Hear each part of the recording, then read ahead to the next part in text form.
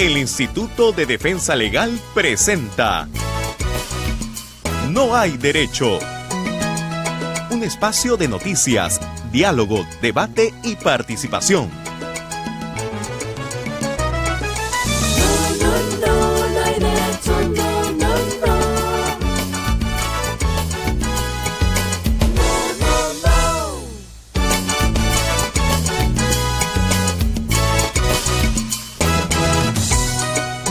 ¿Qué tal, amigos y amigas? Muy buenos días a todos y todas ustedes. Muchas gracias como siempre por acompañarnos. Son las 8 en punto de la mañana y vamos a iniciar el programa de hoy. Hoy es 24 de julio del año 2017. Un saludo muy especial a quienes a esta hora de la mañana están sintonizando ya aquí en Lima el 105.5 de la FM. Muchas gracias por siempre acompañarnos. Muchísimas gracias también a quienes nos siguen en las regiones, gracias a un grupo importante de radioemisoras que a esta hora ya están en sintonía y están permitiéndonos llegar también a otros lugares. Muchísimas gracias a quienes nos siguen a través de estas emisoras, pero no en vivo y en directo, sino cuando ellas tienen la generosidad de transmitir el programa de manera diferida. Muchísimas gracias a quienes nos siguen a través de internet. La página de ID de la radio está ya a su disposición para que usted pueda conectarse con nosotros. Gracias a quienes nos siguen a través de las redes y gracias en particular a quienes a esta hora están ya conectadas al Facebook. Estamos muy contentos, han pasado ya un poquito más de una semana de que hemos iniciado esta nueva aventura y la verdad estamos muy satisfechos de la acogida que el programa ha tenido en esta red, que facilita mucho la posibilidad de que usted, ya estando en el trabajo o camino a él, pueda conectarse y pueda escuchar y tener opiniones aquí en el programa que puedan ojalá ser útiles para que ustedes hagan su propia idea, su propio criterio sobre lo que pasa en nuestro país. Hoy día el programa va a estar muy interesante. En un ratito va a venir a conversar con nosotros el congresista de Peruanos por el Cambio, Gino Costa, y vamos a hablar con él sobre la situación política. Ya viene la elección de la mesa directiva en el Congreso, ya viene el mensaje presidencial, ya viene la reconfiguración seguramente un poco de este gobierno que necesita tomar un aire fuerte para el periodo que se le viene, pero también es un momento en el que hay que hacer una autocrítica y hay que reflexionar sobre lo bien o lo mal que han ido algunas cosas, por qué ha sucedido esto y qué se está pensando para corregirlo de aquí en adelante. Pero más adelante, ya un poco antes de las 9, va a estar con nosotros Juan Carlos Tafur, el periodista, analista político, que viene y con él vamos a hablar de varios temas. Vamos a darle un tiempo largo a esa conversación porque lo que hace falta, lo que se requiere, lo que se necesita de manera urgente, a gritos, porque los medios no le están dando importancia a eso, son voces inteligentes, voces, yo diría, un poco más cultivadas, un poco más solventes, en torno a aspectos que vayan más allá de los dimes y diretes que la coyuntura a veces, digamos, a la son de la mediocridad de muchos de quienes la representan, nos da día a día. Así que esa conversación, creo yo, va a ser muy interesante, así que le pido que también a esa hora se mantenga y pueda estar con nosotros compartiendo su opinión, haciéndonos llegar algunos comentarios, haciéndonos llegar algunas preguntas, algunas sugerencias, para con el mayor de los gustos transmitirle a quienes hoy gentilmente van a venir a estar esta mañana aquí en el programa. Estamos muy contentos. Debo también, aparte de hacer los agradecimientos habituales, agradecer, estuve el día sábado en Trujillo, en la Universidad Nacional de Trujillo. Me invitaron de la Facultad de Educación y Ciencias de la Comunicación, la Escuela de Ciencias de la Comunicación. Les quiero agradecer muchísimo por la invitación. Tuvimos la posibilidad de, con un grupo importante de estudiantes, compartir un momento y conversar sobre varias cosas vinculadas y relacionadas a este oficio que requiere, ¿no es cierto?, de una gran vocación y requiere también de requiere dar respuesta a una exigencia que creo que no hay que dejar de ver, que no solo hay que ser responsables y hay que actuar de buena manera en torno a las informaciones, opiniones que se emitan, sino prepararse lo más que sea posible para que todo lo que se haga pueda ser sustancial y que pueda contribuir a que el debate plural sobre ideas que unos y otros tienen pueda nutrir a una sociedad que requiere ejercer su ciudadanía más allá del voto que hay que emitir cada 5 años. Y tal vez, porque a veces entramos en la modorra esa de esperar tanto tiempo, es que los políticos se aprovechan y creen que pueden hacer lo que les da la gana. Participar activamente en la política es fundamental y hay distintas maneras de hacerlo, porque en la política, como siempre se ha dicho, y esto es una regla básica, que hay que mirar siempre con particular atención, vacío que se deja, se llena de todas maneras. Nadie le guarda el lugar a nadie cuando de eso se trata. Así que agradezco a los estudiantes de la Facultad de Comunicación de la Universidad Nacional de Trujillo por haberme invitado a compartir con ustedes esa jornada. La verdad que estoy muy contento y además mucha gente que sigue el programa a través sobre todo de las redes y ahora agradecidos de que esto pueda suceder a partir o a través de el Facebook. Son las 8:05 de la mañana. Bueno, esta es una época, como decía, ya estamos próximos a que el gobierno actual cumpla un año, parece, por el desgaste. Ayer han habido encuestas que ha publicado GFK, el presidente de la República, pues no está siendo muy favorecido. Ha bajado 6 puntos en el último mes, está con 32% de aprobación y un alto 58% que ya está pensando una cosa distinta, valorándolo negativamente o dándole una nota que es, digamos, no satisfactoria. Pero se ha centrado y se centra, como suele suceder, las calificaciones o las evaluaciones en cómo se ha comportado el Ejecutivo. La encuesta publicada ayer en La República también da muestras de las calificaciones del Congreso de la República y del Poder Judicial, no para regocijarnos en eso y no para consolarnos de que ahí también están mal y salvar un poco a la política, sino para dar cuenta de una mirada un poco más amplia de por qué las cosas no están funcionando. Mientras nosotros no le apostemos al fortalecimiento institucional, mientras nosotros no le apostemos a que las instituciones vayan más allá de las personas y no se hagan las reformas que se requieren, pues el asunto va a ser como está siendo hasta ahora, bastante distante de lo que cotidianamente todos necesitamos e indiferente con los procesos y los temas que urgen ser resueltos y que más bien generan frustración justamente por no ser ni siquiera observados. Eso es muy interesante. Pero yo lo que quisiera hoy día es hacer un balance también del Ejecutivo, pero desde las voces de algunos otros protagonistas. Ayer le han hecho una entrevista importante, interesante, extensa al señor Roque Benavides Ganosa, que como ustedes saben, él es presidente de la CONFIEP. La CONFIEP es el gremio empresarial más importante de nuestro país, y le preguntan sobre varias cosas. Le preguntan, por supuesto, sobre la economía, le preguntan sobre el gobierno. Yo quisiera compartir con ustedes mi opinión sobre algunas cosas que él dice y que están relacionadas justamente con el desempeño del gobierno en este primer año. Le preguntan, ¿está decepcionado del primer año del gobierno del presidente Kuczynski? Él dice, no quiero usar la palabra decepcionado, dice el mandamás de la CONFIEP. Todos teníamos grandes expectativas. Y ahí me quedo un ratito para decir que voy a desarrollar esa idea de lo que PPK significó en la campaña en torno a las capacidades que todos creíamos tenía para ocupar un cargo de esta naturaleza por su trayectoria en el Estado y en el mundo privado también. Pero dice, no quiero usar la palabra decepcionado, todos teníamos grandes expectativas, comenzando por las elecciones con una segunda vuelta entre Keiko y Pedro Pablo, dos candidatos que generaban confianza. Es decir, el señor presidente de la CONFIEP no diferencia o no diferenció en la campaña electoral a Pedro Pablo Kuczynski y a Keiko Fujimori. Él está hablando, sin duda, y me imagino, básica y centralmente desde una perspectiva económica, porque en ese ámbito pues los dos piensan bastante parecido. Pero dice que había mucha expectativa por cualquiera de los dos y que ganando PPK pues creían que iba a impulsar un proceso de recuperación de la economía que pueda ser más intenso del que hasta ahora hemos visto, que ha sido la verdad bien débil o deficitario si uno quiere. Pero aquí la primera consideración es esa: los empresarios en nuestro país, no de ahora, sino de siempre, no han sido muy, diría yo, afectos a determinados aspectos que deberían y son fundamentales.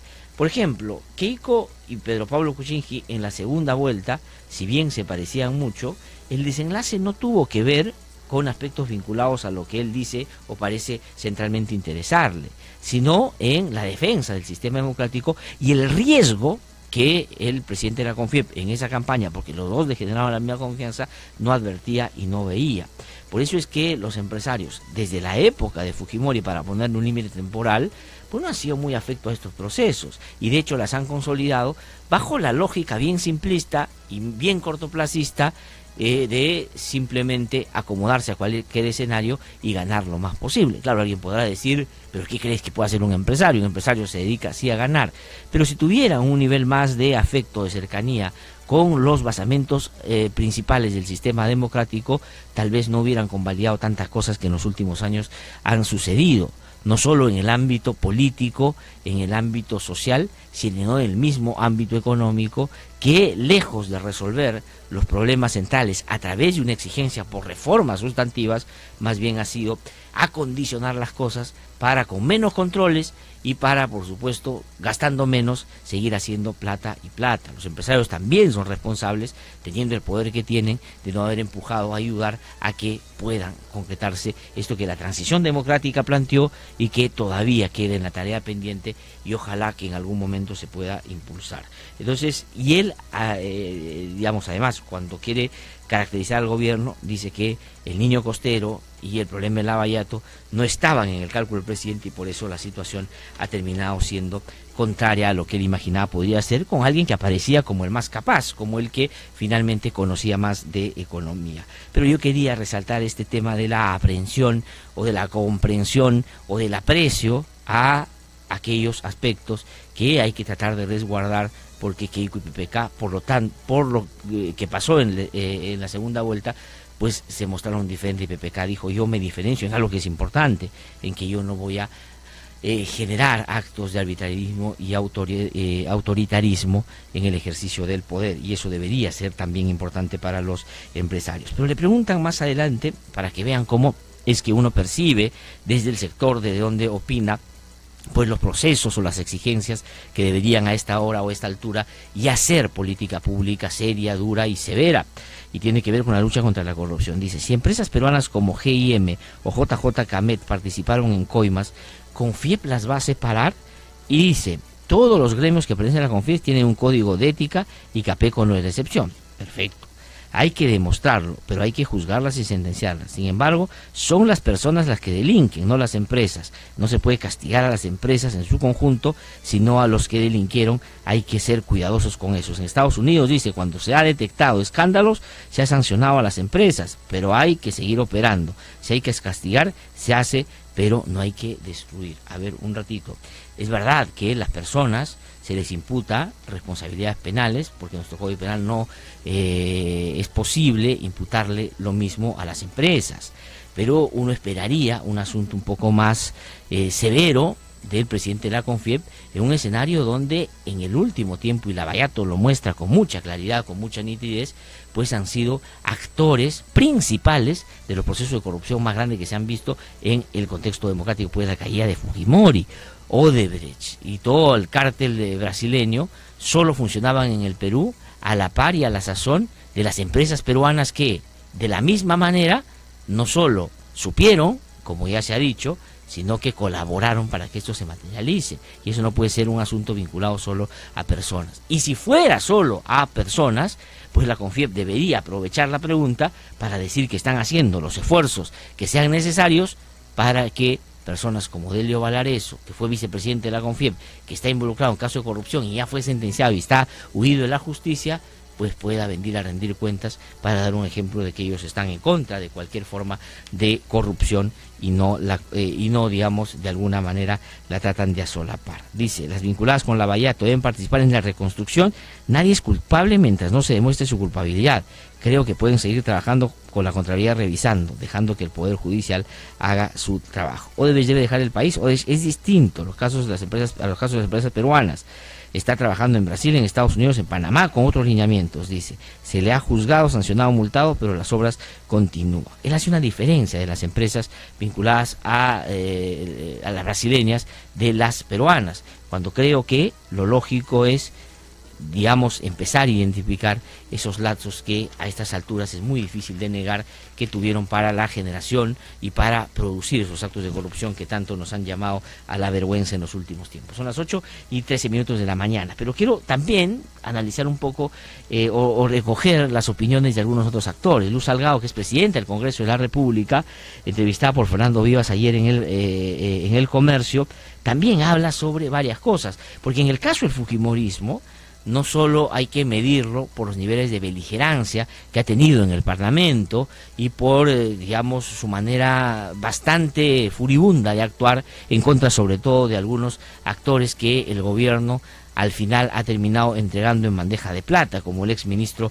de Educación, el señor Jaime Saavedra, sino que también hay que evaluarlo en torno a su aporte o no aporte a una agenda nacional sobre temas que puedan ser importantes para la ciudadanía.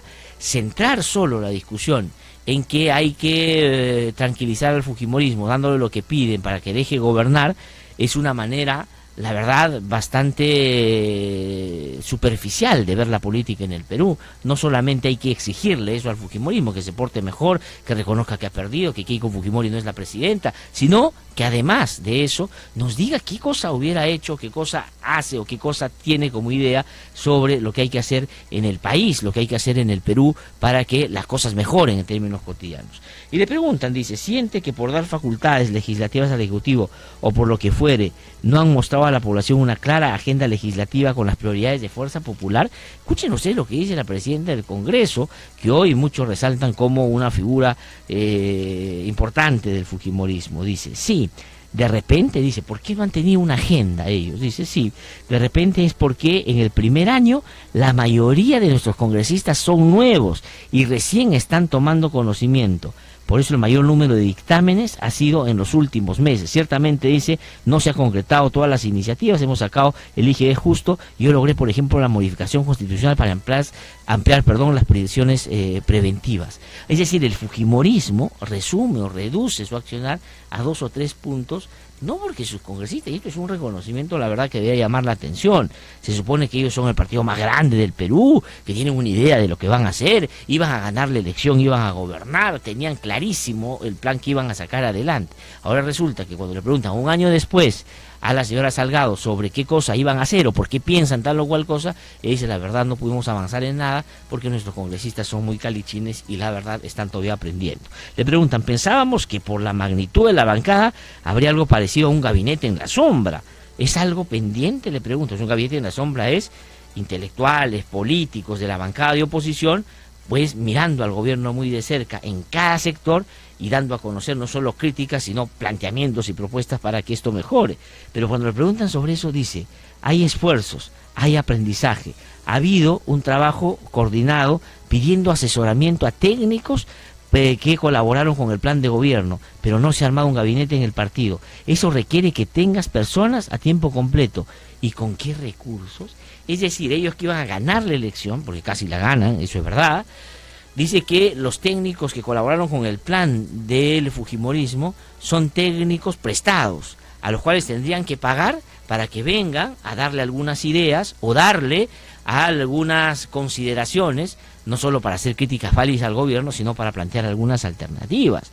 Y eso es lo que es el fujimorismo. El fujimorismo no tiene una capacidad crítica, no tiene materia gris suficiente. Díganme ustedes, y a alguien le pido que están siguiendo, muchas personas ya nos están siguiendo en el Facebook, que nos digan, a ver, 5 nombres de la intelectualidad fujimorista que puede en este momento dar la talla para discutir y debatir en los términos que corresponde la visión del país que ellos tienen y dar cuenta de críticas muy concretas y puntuales a lo que se ha hecho mal, a lo que no se ha hecho o a lo que ellos hubieran hecho si hubieran llegado al poder.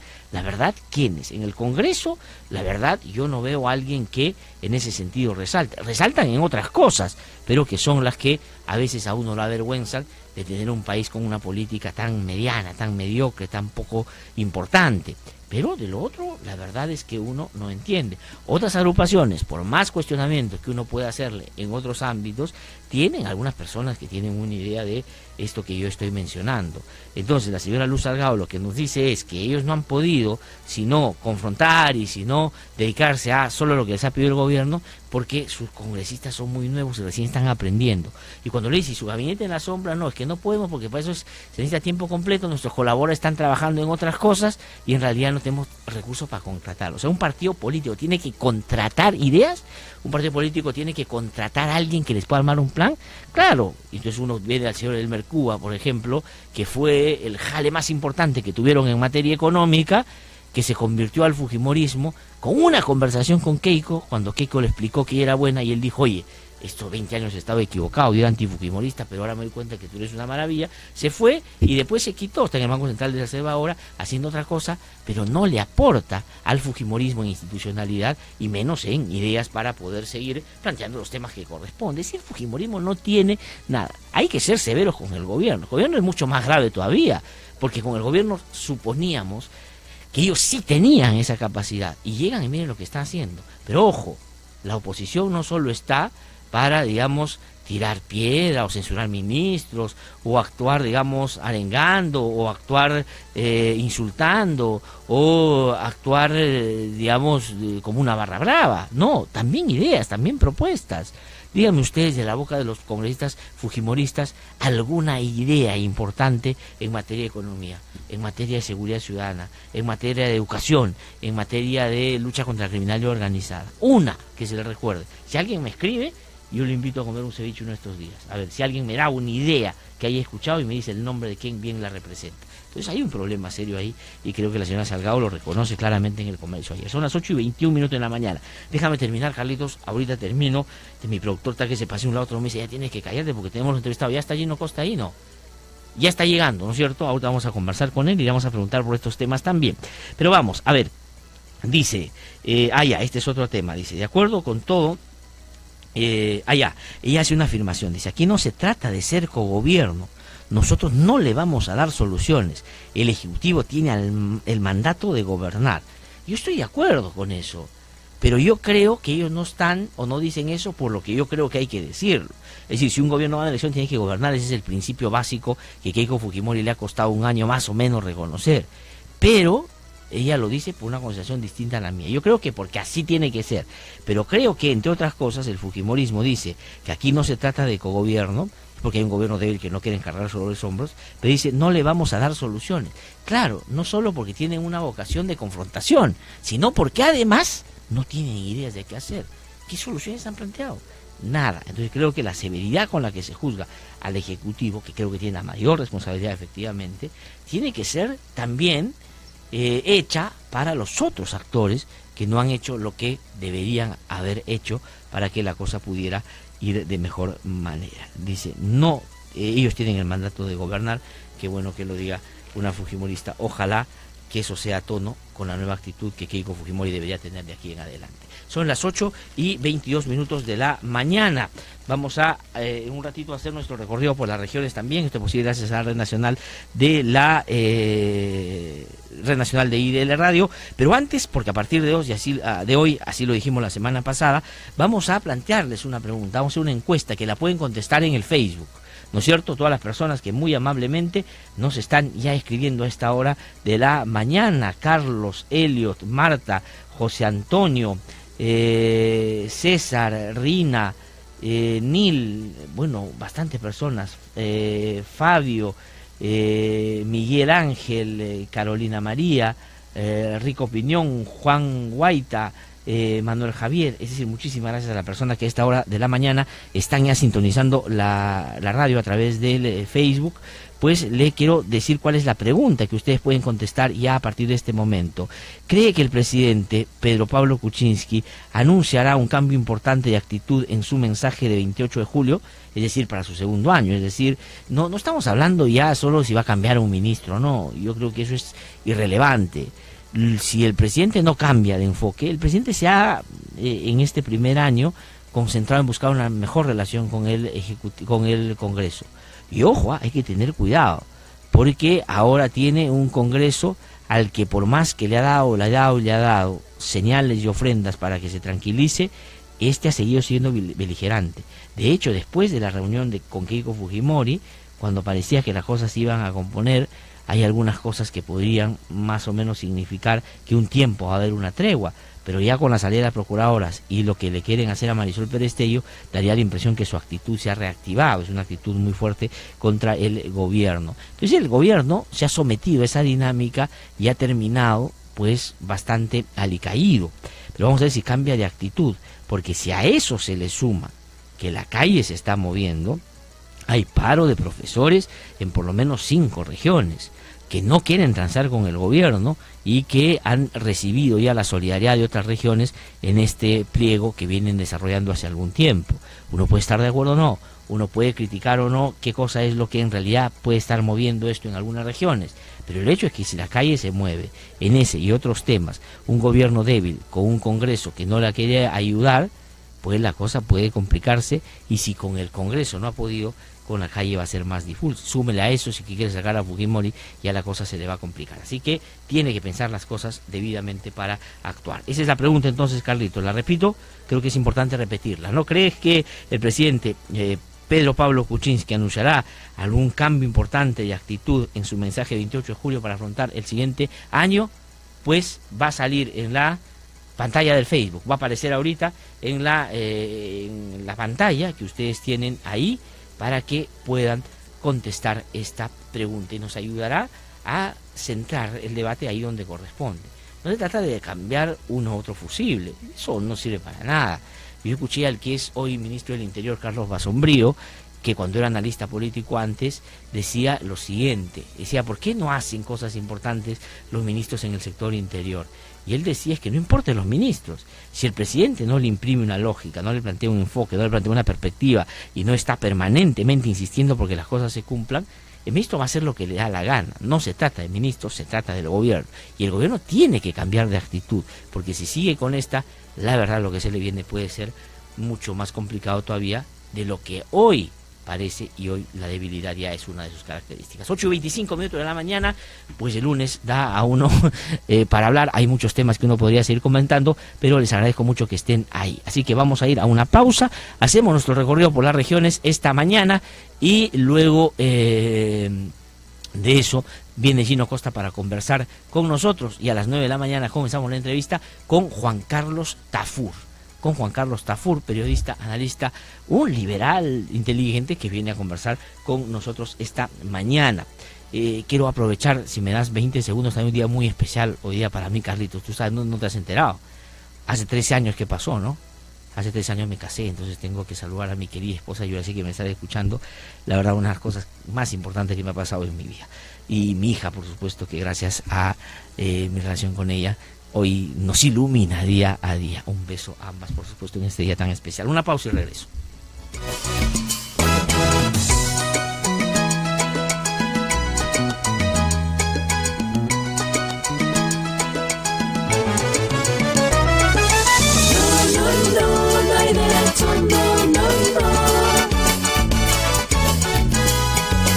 Que no te cuenten cuentos, el Diario 1 te cuenta la verdad. Compra el Diario 1, el diario oficial de la realidad peruana.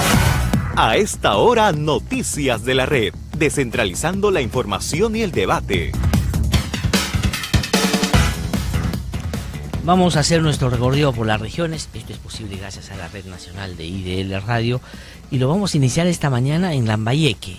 Ahí está Juan José Grandes con la información. Juan José, ¿cómo estás? Muy buenos días. Buenos días, Blatter. En peligro se encuentran los tubos de captación en el distrito de Olmos, provincia y región Lambayeque, debido a derrame de petróleo en el río Olmos, ocasionado por la volcadura de una cisterna que trasladaba petróleo a la altura del kilómetro 23, vía Olmos, Corral Quemado.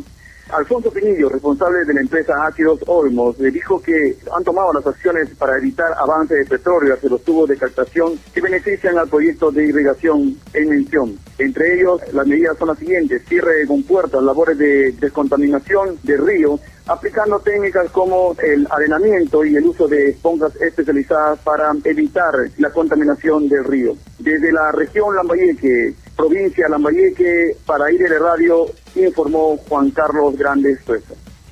Muchísimas gracias a Juan Carlos Grandes por la información que nos envía permanentemente desde Lambayeque. Muchas personas opinando ya en torno a la pregunta que hemos anunciado en el Facebook. Dice PPK, parece que no sabe qué hacer, no tiene carácter, es muy miedoso para... es una decepción. Él debe de convocar elecciones para nuevos congresistas, dice. Eso lo dice Rina. Víctor Enrique dice, bueno, buen análisis, Glatzer. César Villarreal dice: no creo que PPK anuncie un cambio de actitud. Hará un recuento de los problemas que tuvo en su primer año de gobierno con los problemas sociales y políticos. Pepe Lucho dice: excelente comentario, Glatzer. Los de Ancada, la bancada fujimorista no saben dónde están ni qué quieren. Ellos no tienen ni programa ni nada. Manuel Requena dice: bueno, saluda, muchísimas gracias, este es un programa objetivo, dice, gracias por eso a Miguel Ángel, a Manuel Requena. Miguel Ángel dice: esto es por no tener partidos políticos sólidos. Carlos Orones dice: no tienen ni idea qué podrían recomendar. Bueno, hay varios comentarios que voy a ir. José Antonio me dice: ¿un ceviche puede ser? Me dice uno de los oyentes a esta hora de la mañana, 8:29. Vamos a seguir con nuestro recorrido por las regiones, de posible gracias a la Red Nacional de la Radio. Vamos con Percy Calizaya, él está en Puno con la información. Percy, ¿cómo estás? Buenos días.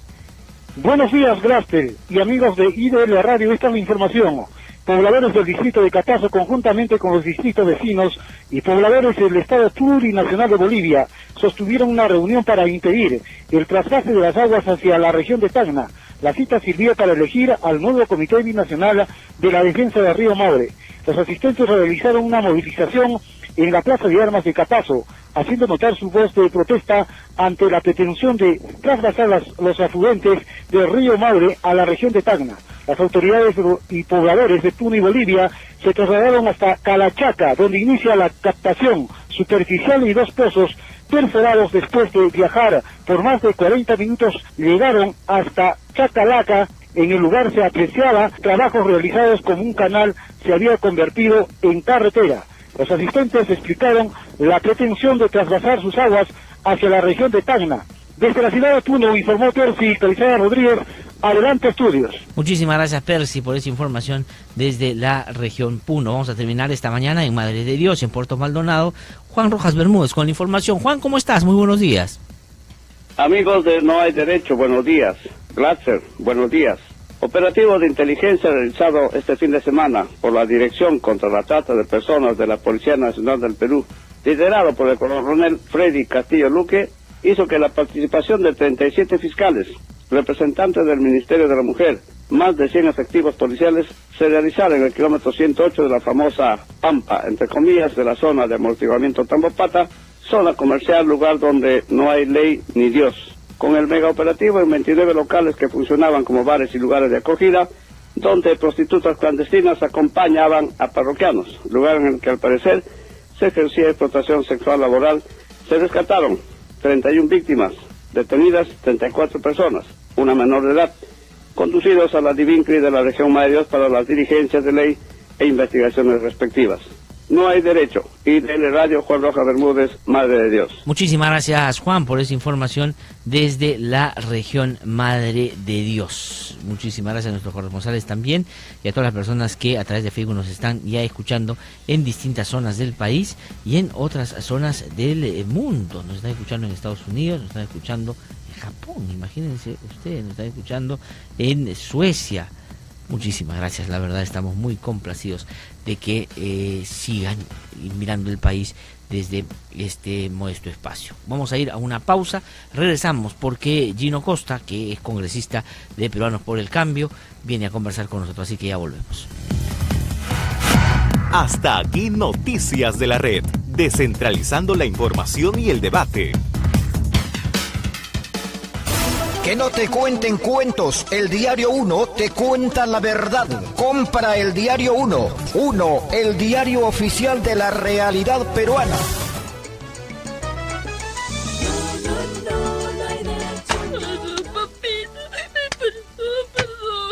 ¿Por qué no haces tus tareas, ah? Oye, señor, no debes pegar así a tu hijo.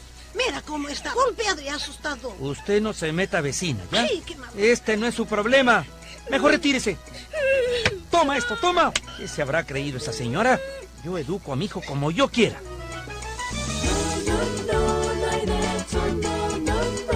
El castigo no educa, solo asusta. El niño que obedece con temor, de grande, no podrá defender sus derechos. Conversando entiende la gente, y los niños también. Porque no hay derecho.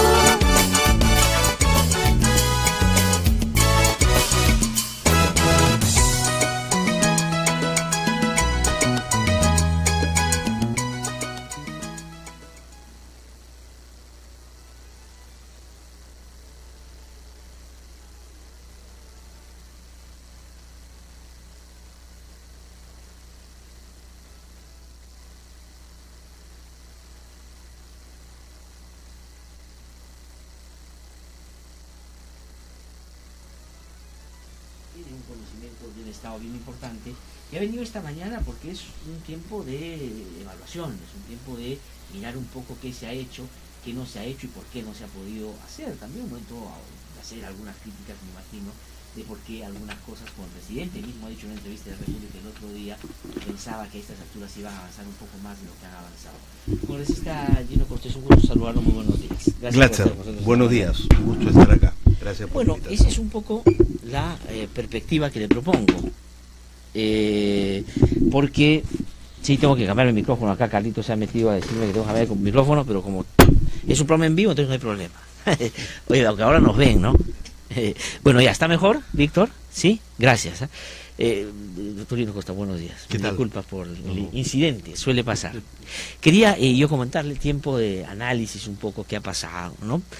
¿Cómo ven en el partido de gobierno o en la bancada del gobierno el desempeño del gobierno? Digamos, para empezar un poco desde una mirada un poco más autocrítica, si uno quiere. ¿Qué cosas resaltan como positivo en este periodo en términos del gobierno? Y pensando en el gobierno no solo en el Ejecutivo, sino en la colaboración con la bancada en el Congreso y con el Congreso en general o con otros actores políticos también. ¿Y qué cosa es lo que creen que a estas alturas debió hacer si no se pudo por alguna consideración que ustedes tengan a la mano? Glatzer, este ha sido un año difícil para nosotros como gobierno, como bancada por supuesto, pero ha sido un año difícil para todos los peruanos también. Teníamos grandes expectativas sobre las posibilidades, ¿no es cierto?, de recuperar el ritmo de crecimiento económico y de iniciar la revolución social de la cual habló el presidente de la campaña y al inicio de su mandato. Lamentablemente hemos tenido cosas que no esperábamos, digamos. Primero que la situación del país no estaba tan buena como pensábamos, sobre todo la situación de la economía. ¿Cuáles serían esas concretamente y debido a qué a un año de distancia? Es decir, claro, lo ideal sería que uno llegue a gobernar más o menos intuyendo de que va a tener 2 o 3 problemas. Usted lo que está diciendo es que llegaron pensando en algunos y surgieron algunos otros, o digamos eran peor de lo que ustedes imaginaban de la cual, por ejemplo, primero que la situación fiscal no era tan buena como pensábamos, ¿ah? Y la economía estaba más parada de lo que habíamos imaginado. ¿Pero por qué? ¿Porque no les dijo el gobierno anterior realmente cómo habían dejado, o ustedes, digamos, entraron? No, porque una cosa es verlo de fuera y otra cosa es estar sentado sobre el caballo, ¿no es cierto? Pero en segundo lugar tuvimos muchos imprevistos, ¿no? Primero, digamos, el lavajato. Y el efecto que eso ha tenido, o sea, la sola caída del proyecto gasoducto ha significado pues casi un punto del PBI en términos de crecimiento económico, ¿no? De acuerdo. Pero lo que ha generado en términos de mayor desconfianza en un país ya de mucha desconfianza, que afecta a la inversión, ha sido un golpe tremendo, ¿no es cierto? Y es lo que explica, digamos, el problema que creo yo que hemos tenido con Chinchero. Pero ahí... Porque, digamos, esa ENDE de Chinchero hubiera pasado mucho más fácil en un clima que no era el clima de la desconfianza que había frente a las adendas, porque han sido un mecanismo, ¿no es cierto?, para sacarle la vuelta a los contratos, y normalmente han aparecido aceitadas por la corrupción. Ya, de acuerdo, en el caso de Lavallato. De acuerdo, pero ahí nos quedamos un ratito para preguntarle algunas cosas sobre eso. Pero Lavallato, digamos, no es que ustedes llegan y sorprende, sí, tal vez la magnitud, pero se intuía, ya venía, ya se hablaba de responsabilidad de empresas peruanas, ya se hablaba de que había coima. Es decir, uno tenía que haber llegado al gobierno imaginando que eso iba a ser un elemento importante que iba a marcar un poco el escenario. Pero lo otro que usted dice, justamente pensando o poniéndome del otro lado de lo que usted plantea, lo de Chincheros tenía que haber sido la oportunidad para decir, en este caso no va a existir sospecha alguna de que las cosas se hacen como se hacía antes. Y finalmente han terminado, digamos, en medio de una fuerte discusión y con decisiones inclusive de que el ministro del sector renuncia, de que ahí las cosas no se hicieron y que también se les acuse de posible caso de corrupción. O sea, es complicado porque ha terminado siendo así en términos de la percepción, ¿no? Pero yo te puedo asegurar que en esa adenda de Chinchero no hay en absoluto ningún caso de corrupción, ni ningún lobby, ni ninguna nada.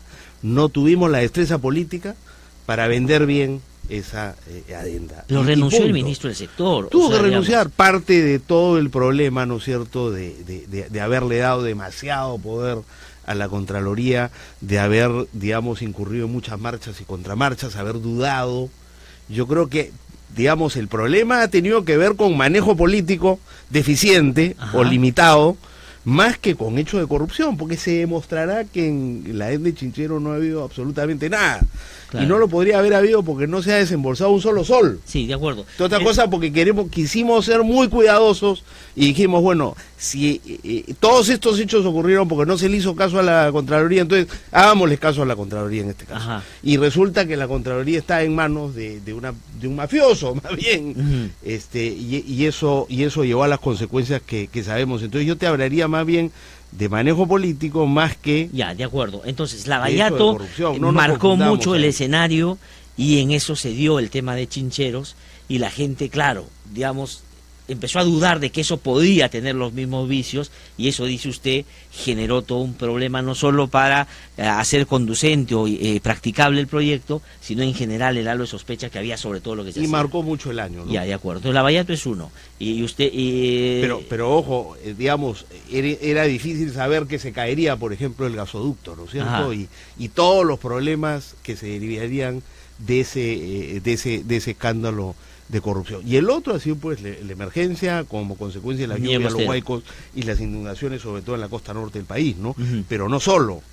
Eso ha afectado tremendamente también, ha causado tremendos daños a la infraestructura y ha afectado la capacidad de recaudación y el crecimiento económico, que es la base a partir de la cual uno fortalece Estado de Derecho, hace la revolución social que nos hemos propuesto hacer y llega al 2021, al bicentenario, con un país mucho más moderno, que es la oferta del presidente. Nosotros estamos seguros que nos acercamos y que vamos a llegar a ese objetivo que nos hemos puesto, pero claro, este primer año nos ha retrasado bastante más de lo que nosotros habíamos previsto, pero terminamos el año, yo creo, con mejores perspectivas. Ahora, pero podemos hablar de eso más adelante. Sí, no, de todas maneras vamos a dedicarnos a eso un buen rato, pero lo que quería era preguntarle por eso. Si bien es cierto, el fenómeno, el niño costero generó todo lo que usted bien ha descrito hace un ratito, pero le dio al gobierno lo que el gobierno no había podido consolidar las semanas anteriores, que es un nivel de legitimidad,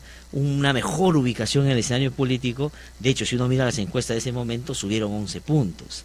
Y esa consideración, que es fundamental en un gobierno que se le dice no tiene manejo político, no fue bien aprovechado. Es decir, una cosa es que la economía tenga los problemas que tiene, uno tiene, pero si esa situación te ubica mejor políticamente, uno puede marcar la cancha de una manera distinta. Y en eso también, digamos, sorprendió que muy poco tiempo después de haber conseguido eso, otra vez tuvieron una caída y hoy el presidente no tiene índices de aprobación muy altos que digamos. Entonces la debilidad junto con los problemas es mucho más grave la situación todavía. Pero mi pregunta va por ahí, ¿no es cierto? La relación con el Congreso desgastó mucho todo ese primer año, es decir, tratando de que el fujimorismo no sea tan beligerante, tratar de generar un ambiente un poco más sosegado de cara sobre los problemas del país. ¿Le pusieron mucho a eso por voluntad o por las circunstancias? Bueno, en términos políticos ese Sí. es el tercer elemento. Ah. No esperábamos, como decía, tú comentabas la entrevista de Roque Benavides, oye, Sí. dadas las similitudes, ¿no es Sí. cierto?, en los planteamientos económicos de PPK y de Fuerza Popular, no esperábamos este tipo de relación tan conflictiva y tan antagónica, esta confrontación entre el Poder Ejecutivo y el Congreso. Ujú. Nosotros tampoco lo esperábamos, y eso sin duda también ha contribuido a que las cosas hayan sido este año muchísimo más difícil de lo que pensamos. Imagínate 3 ministros que se han tenido que ir, no sé si ya lo he conversado contigo, pero entre el primer gobierno de Fujimori y Ollantumala, 3 ministros fueron obligados a renunciar, fueron censurados. En un año nosotros hemos tenido 3 ministros que se han ido a su caso. Uno por censura, el otro por falta de confianza y el otro porque si no se iba lo censuraban, ¿no es cierto?, al ministro Vizcarra. Sí. O sea que hemos vivido en términos... Por enamoradizo también, o sea, ya fueron 4. Que también hay una consideración política de un hecho como eso, porque refuerza esa idea de que mira qué gente pones que utilice el Estado a favor de los suyos. Ese es el otro tema sobre el cual quería preguntarle. De algo que no se ha podido despercudir este gobierno, y creo que esa era la tarea principal, era de no aparecer con un gobierno que favorece los intereses, sobre todo de los que más tienen, ¿no? Y esa es una cosa que finalmente hasta ahora en el debate público es lo que se les encara. De hecho, la oposición lo que dice es, este es un gobierno pues de los ricos, trabaja más para las empresas. Hay algunos hechos políticos que se producen y siempre la conclusión a la que quieren abordar, sobre todo los opositores, es se hace para favorecer a los amigos. ¿Por qué no se ha trabajado más en eso? Es un gobierno que tenía que haberse dedicado justamente a librar de sospecha de esa relación. Mira, eso es puro bla, bla, bla. Ajá. En torno a Chinchero, por ejemplo, se armó pues un culebrón, ¿no es cierto? Uh-huh. Soy la tía y la prima y las amigas y los ángeles de no sé qué cosa. Puro bla, bla, bla. No hay ninguna evidencia, ¿no es cierto?, de ese conflicto de intereses, de ese tráfico de influencia, de esos lobbies. Ninguna. Uh-huh. Eso ha sido creado. ¿Por qué? Porque este es un gobierno que sí cree en la inversión privada como principal motor del crecimiento. Acuérdate que 4/5 partes de la inversión es privada. O sea que nosotros podemos hacer un gran esfuerzo de inyectar recursos públicos, como lo estamos haciendo ahora, que está trazada la inversión privada. Pero si eso no va acompañado, ¿no es cierto?, del entusiasmo de los inversionistas por poner su plata y sacar adelante los proyectos, no vamos a sacar adelante la economía. Entonces, eso está clarísimo por la trayectoria de PPK y por la propuesta. Sí. ¿No es cierto?, de él en la campaña. Ahora, de ahí a que eso significa favorecer a un grupo frente a otro, de que hay preferencias, yo creo que ese es, digamos, parte de una leyenda urbana que sí, que nos ha hecho daño y que frente a la cual no hemos sabido responder. Ajá, otra vez nuevamente estamos en el terreno más de la política que, ¿no es cierto?, de la gestión pública. Ahora hay un artículo interesante de Julio Guzmán hoy día en La República, que justo se dice, es la política económica, señor presidente. Entonces, digamos, entre otras cosas, para resumir, lo que le dice es lo que todos imaginamos que usted sabía hacerlo. Es decir, ministro de Economía en un régimen, presidente del Consejo de Ministros, Economía reputado, etcétera, etcétera. Pero no lo está sabiendo resolver. Y él lo que dice es porque está centrando el debate en asuntos que no son los sustantivos. Dice, usted pierde tiempo en congraciarse con el Congreso y tener una buena relación. Ahí no está la solución a los problemas. O sea, la economía no se reactiva, no porque los fujimoristas le ponen obstáculos. O no se, o la economía no es que no se va a resolver si seguimos bajo la lógica de que Lavallato y lo otro son los problemas. Lo que hay que hacer es cosas en la economía. Entonces él dice que su política económica es equivocada, que está yéndose por el camino que no va a resolver el problema. Entonces esa es la pregunta. PPK era incontrastable en términos de economía en la campaña. O sea, no había otro que podía en eso compararse con él. Pero hoy la gente lo que dice es, oye, ¿dónde está el equipo de lujo? ¿Dónde está el conocimiento? ¿Dónde está? Que los fujimoristas, como Luz Salgado en la entrevista del Comercio, diga, los que han entrado de mi grupo recién se están preparando, es entendible. Mire usted cómo está en el Congreso. Pero PPK no necesitaba prepararse. Era como estaba, digamos, entraba y tenía que hacer. ¿Por qué no? O sea, pero eso precisamente, Glaser, te da una idea de la magnitud de los problemas que hemos tenido. Que tú tengas un equipo muy calificado de profesionales, eso nadie lo duda. Que sea o no de lujo, eso es otra cosa. Pero que es un equipo calificado, gente con trayectoria, bien formada, con experiencia en el sector público y privado, no hay ninguna duda. Es un buen equipo.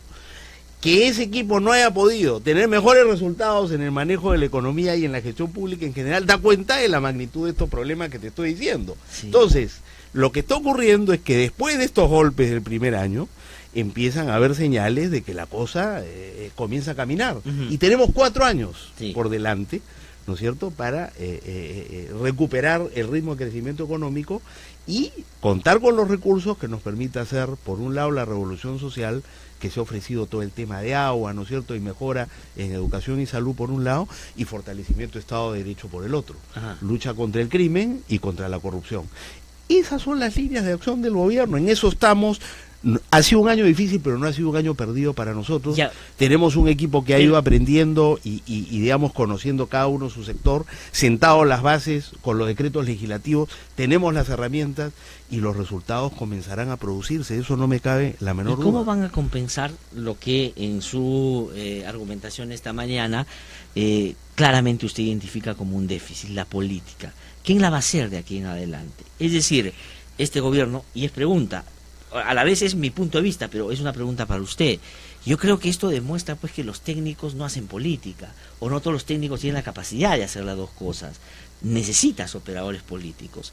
El presidente el 28 de julio va a dar en ese sentido un giro, le va a dar más peso o le va a prestar más atención a eso, porque ahorita es el pleito con el Congreso, ahorita es el tema con los técnicos que la tienen la economía. Pero ya la calle se está calentando, en Cusco, en Madre de Dios, en Ayacucho, Apurímac y otras regiones, se puede, dice la ministra, perder el año escolar y 1.200.000, me parece, niños y adolescentes pueden quedar sin el año escolar. Si la gente empieza a movilizarse en la calle y uno sigue teniendo el problema de economía, eso va a ser más difícil de manejar y se necesita política. ¿Cómo lo va a hacer? ¿Qué piensa la bancada? ¿Qué piensan ustedes? ¿Se tiene que compensar eso? A ver, en relación con la huelga, si esos niños pierden el año escolar, no será culpa del gobierno, sino será culpa de los dirigentes que están empeñados, ¿no es cierto?, en una huelga que no tiene ni pies ni cabeza. De acuerdo, pero es mira que es una huelga contra un gobierno que después de muchos años dice, vamos a mejorar los ingresos de los...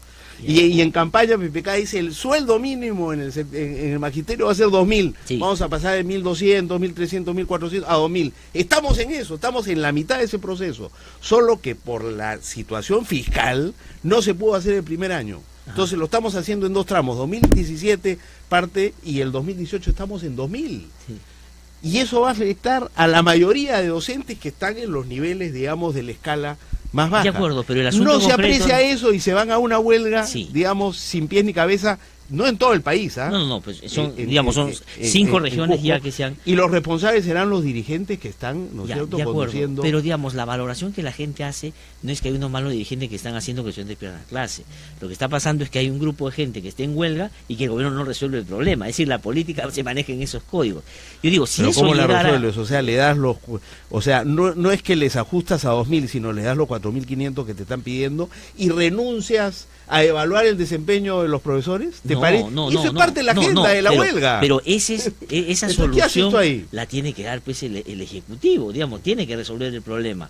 A lo que voy es, si eso pasara en otros sectores al mismo tiempo, yo creo que la capacidad del gobierno para moverse en un escenario ya hostil en otros aspectos, en ese también podría ser más complicado. Y creo que hay que mirar en perspectiva eso con razón que está pasando. Pero un problema con la huelga médica también. Sí, la huelga médica, los cocaleros se han movido hacia Lima la vez pasada. Y en el ámbito de la salud también, buena parte del pliego de 46 demandas de los médicos ha sido y está siendo atendido por el gobierno. Entonces hay también, digamos, si queremos sacar el país adelante, nosotros hemos dicho Perú una sola fuerza. Bueno, todos tienen que poner lo suyo, pues los empresarios lo suyo, los sindicalistas de lo suyo. Tú no puedes a un gobierno comprometido en mejorar los servicios públicos y los ingresos en el sector público imponerle demandas maximalistas. Ya, de acuerdo, pero las impone, hay huelga y eso se tiene que resolver. Y si no se resuelve, va a ser culpa del gobierno y de ningún otro en términos de lo que la ciudadanía aprecia. Pero lo que sigo insistiendo es, ¿cuánto de política más va a tener el próximo año desde el Ejecutivo? ¿O piensan que no es necesario y que ahora que ha pasado un año, que las condiciones se han dado y se han, digamos, generado un escenario más favorable, los mismos van a esta vez sí poder trabajar de manera más eficiente? Mira, uno de los esfuerzos en los que estamos es en, digamos, maximizar la cooperación entre la bancada, donde están buen número de políticos, digamos, del gobierno, y el propio Ejecutivo, donde tú tienes más un perfil, digamos, tecnocrático, ¿no es cierto? Y eso, complementar las fortalezas, ¿no es cierto?, y las limitaciones de uno con el otro, armando un solo equipo que pueda, como te digo, subsanar, si tú quieres, o compensar por las limitaciones en manejo político. Pero ¿se refiere usted a una colaboración más estrecha en términos de, digamos, reuniones más periódicas, ideas que se van juntando, o de que vayan del Congreso al Ejecutivo? No, el afianzamiento de un equipo, o sea, entender que esto somos un solo gobierno y somos un solo equipo de gobierno. Ya.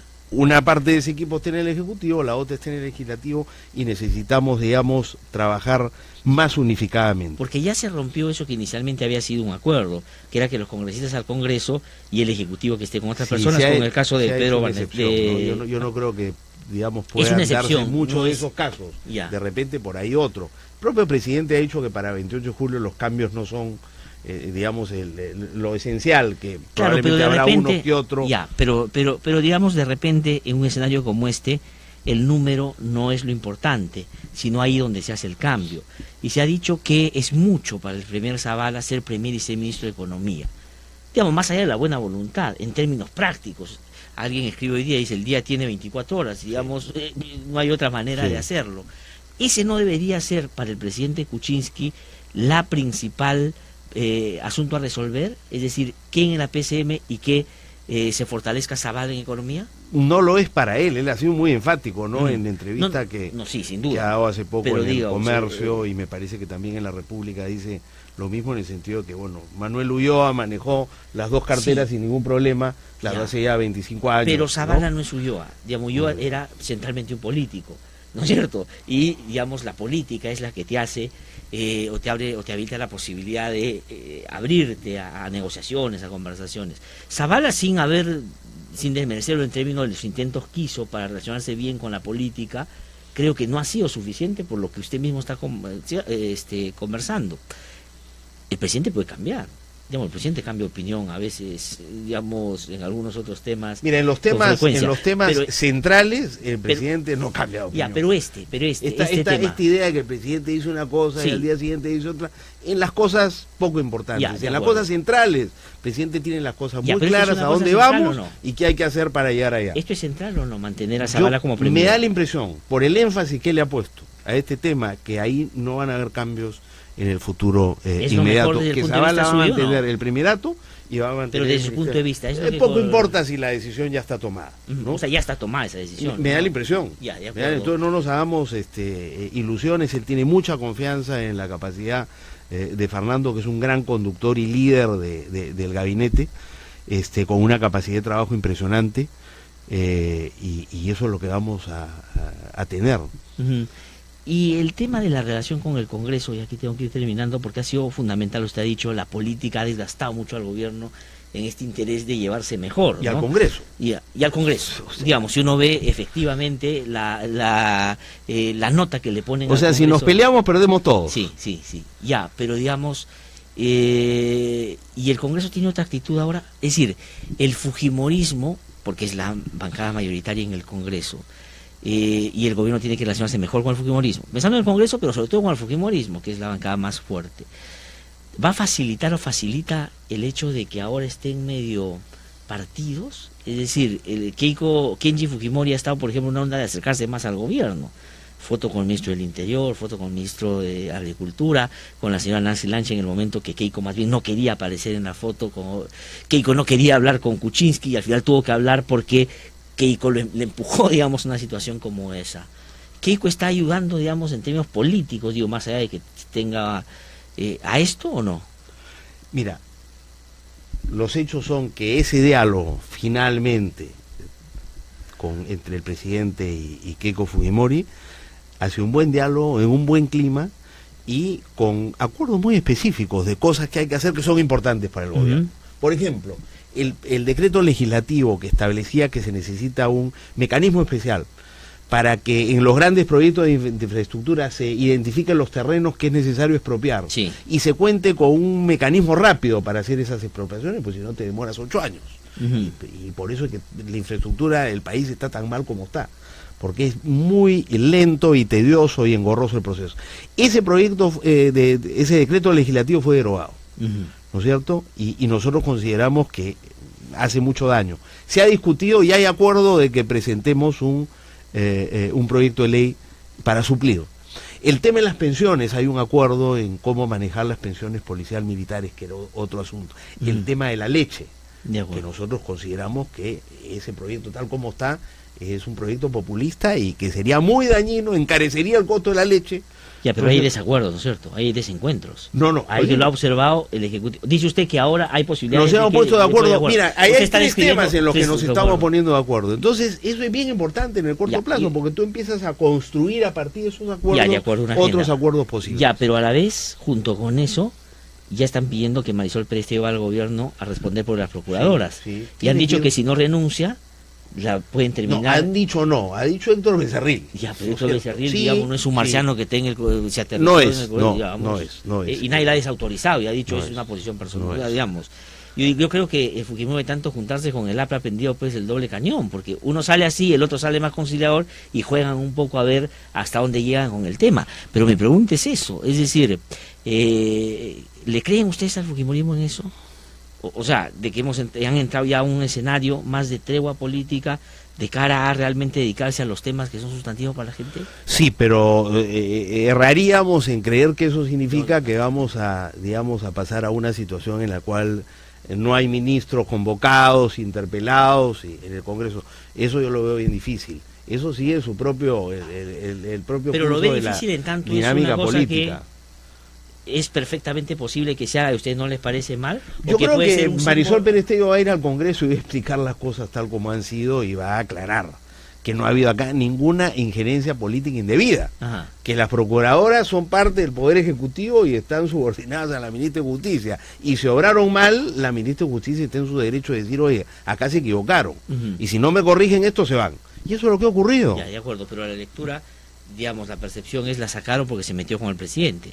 Es decir, le preguntó al presidente cosas que no le gustaban. Que quieren, ¿no es cierto, eso se llama política, pues, o sea, digamos, quien gana en interpretación y logra generar una verdad, si no la sea tanto, es la que, digamos, alimenta el debate político. Y pregunte, ¿Cecilia Chacón como presidente del Congreso le parece una buena señal en términos de una mejor relación del Ejecutivo con el Congreso? Esa es una decisión que toma Fuerza Popular, la tomaré esta mañana. No, la va a tomar. Y nosotros aceptaremos. No, pero digo, como señal, ¿le parece? O sea, si yo digo, si ponen a Cecilia Chacón en el Congreso, bueno, el Fujimorismo está pensando en que lo que se viene es una mejor relación del Ejecutivo con el Congreso. ¿Le da esa sensación o no?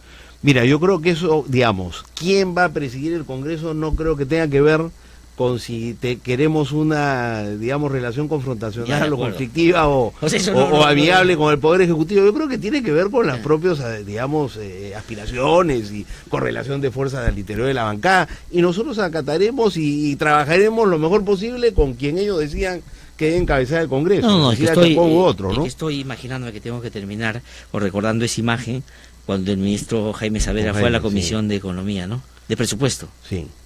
Digamos, y no lo trataron bien, ¿no? Bueno, pero el presidente ya ha dicho que en relación con esto ya volteamos la página, entonces mejor miremos hacia adelante sin olvidar, por supuesto, lo ocurrido, pero digamos... Usted tiene que ser obligadamente más optimista, digamos, lo que yo creo. Primero porque hay buenas señales en la economía. Acuérdate que hay un crecimiento de 3.4, 3.39 hace poco, y que se ha destrabado la línea 2 del metro y el aeropuerto internacional Jorge Chávez. Ese es un paquete grande de inversión que está detenida, y entonces en términos económicos yo creo que hay razones, y en términos políticos también. Aprovechemos esta pequeña primavera para consolidar un clima mínimo, ¿no es cierto?, que nos permita avanzar y no seguir estancados. Necesita lleno Costa, agradezco mucho, como siempre. Gracias, Glatzer. Vamos a seguir conversando. Gracias, muchas gracias. Que le vaya muy bien. Una pausa y regresamos. Y de vuelta regresamos con Juan Carlos Tafur, que viene, y con él vamos a hablar de todos estos temas. Ya volvemos.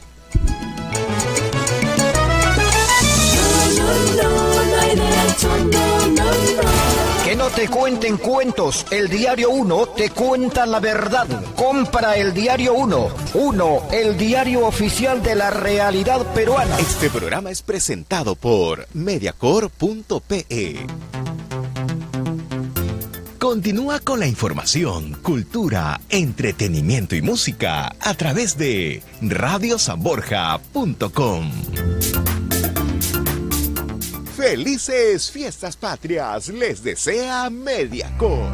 Ahora, toda la información de actualidad nacional e internacional, empresarial, miscelánea y más, la podrás encontrar en www.rci.com.pe, Radio Canal Identidad. También podrás escuchar y ver los diferentes programas informativos y musicales bajo la producción de Mediacor, RCI, Radio Canal Identidad. Todo lo que buscabas en un solo portal.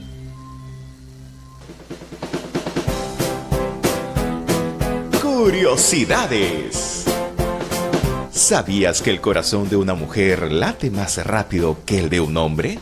Así es, los corazones de las mujeres laten más rápido que los de los hombres, debido a que el órgano femenino es más pequeño y por tanto tiene que compensar su tamaño. En promedio, el peso del corazón de un hombre es de 275 gramos y 250 gramos en la mujer.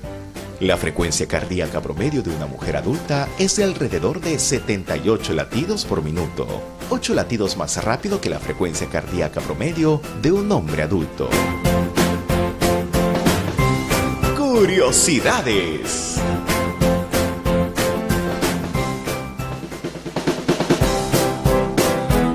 Curiosidades.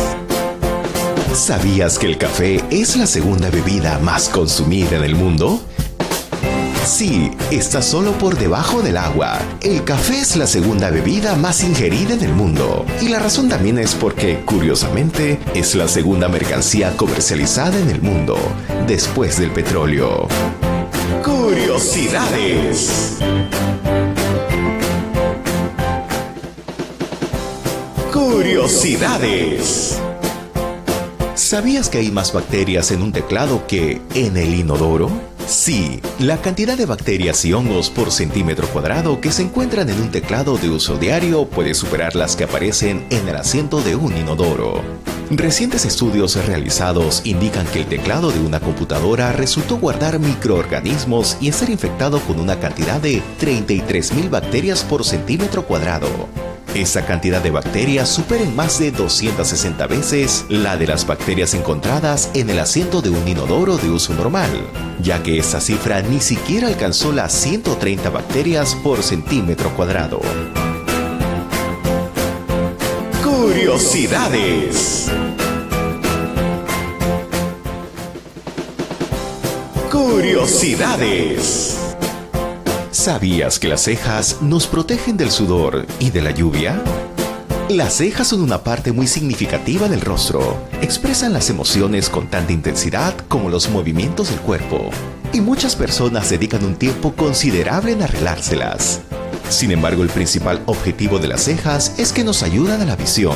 Este arco de vellos desvían el agua y el sudor hacia los lados de la cara, lo que facilita el funcionamiento de los ojos cuando se está en la lluvia o cuando se está transpirando. Curiosidades.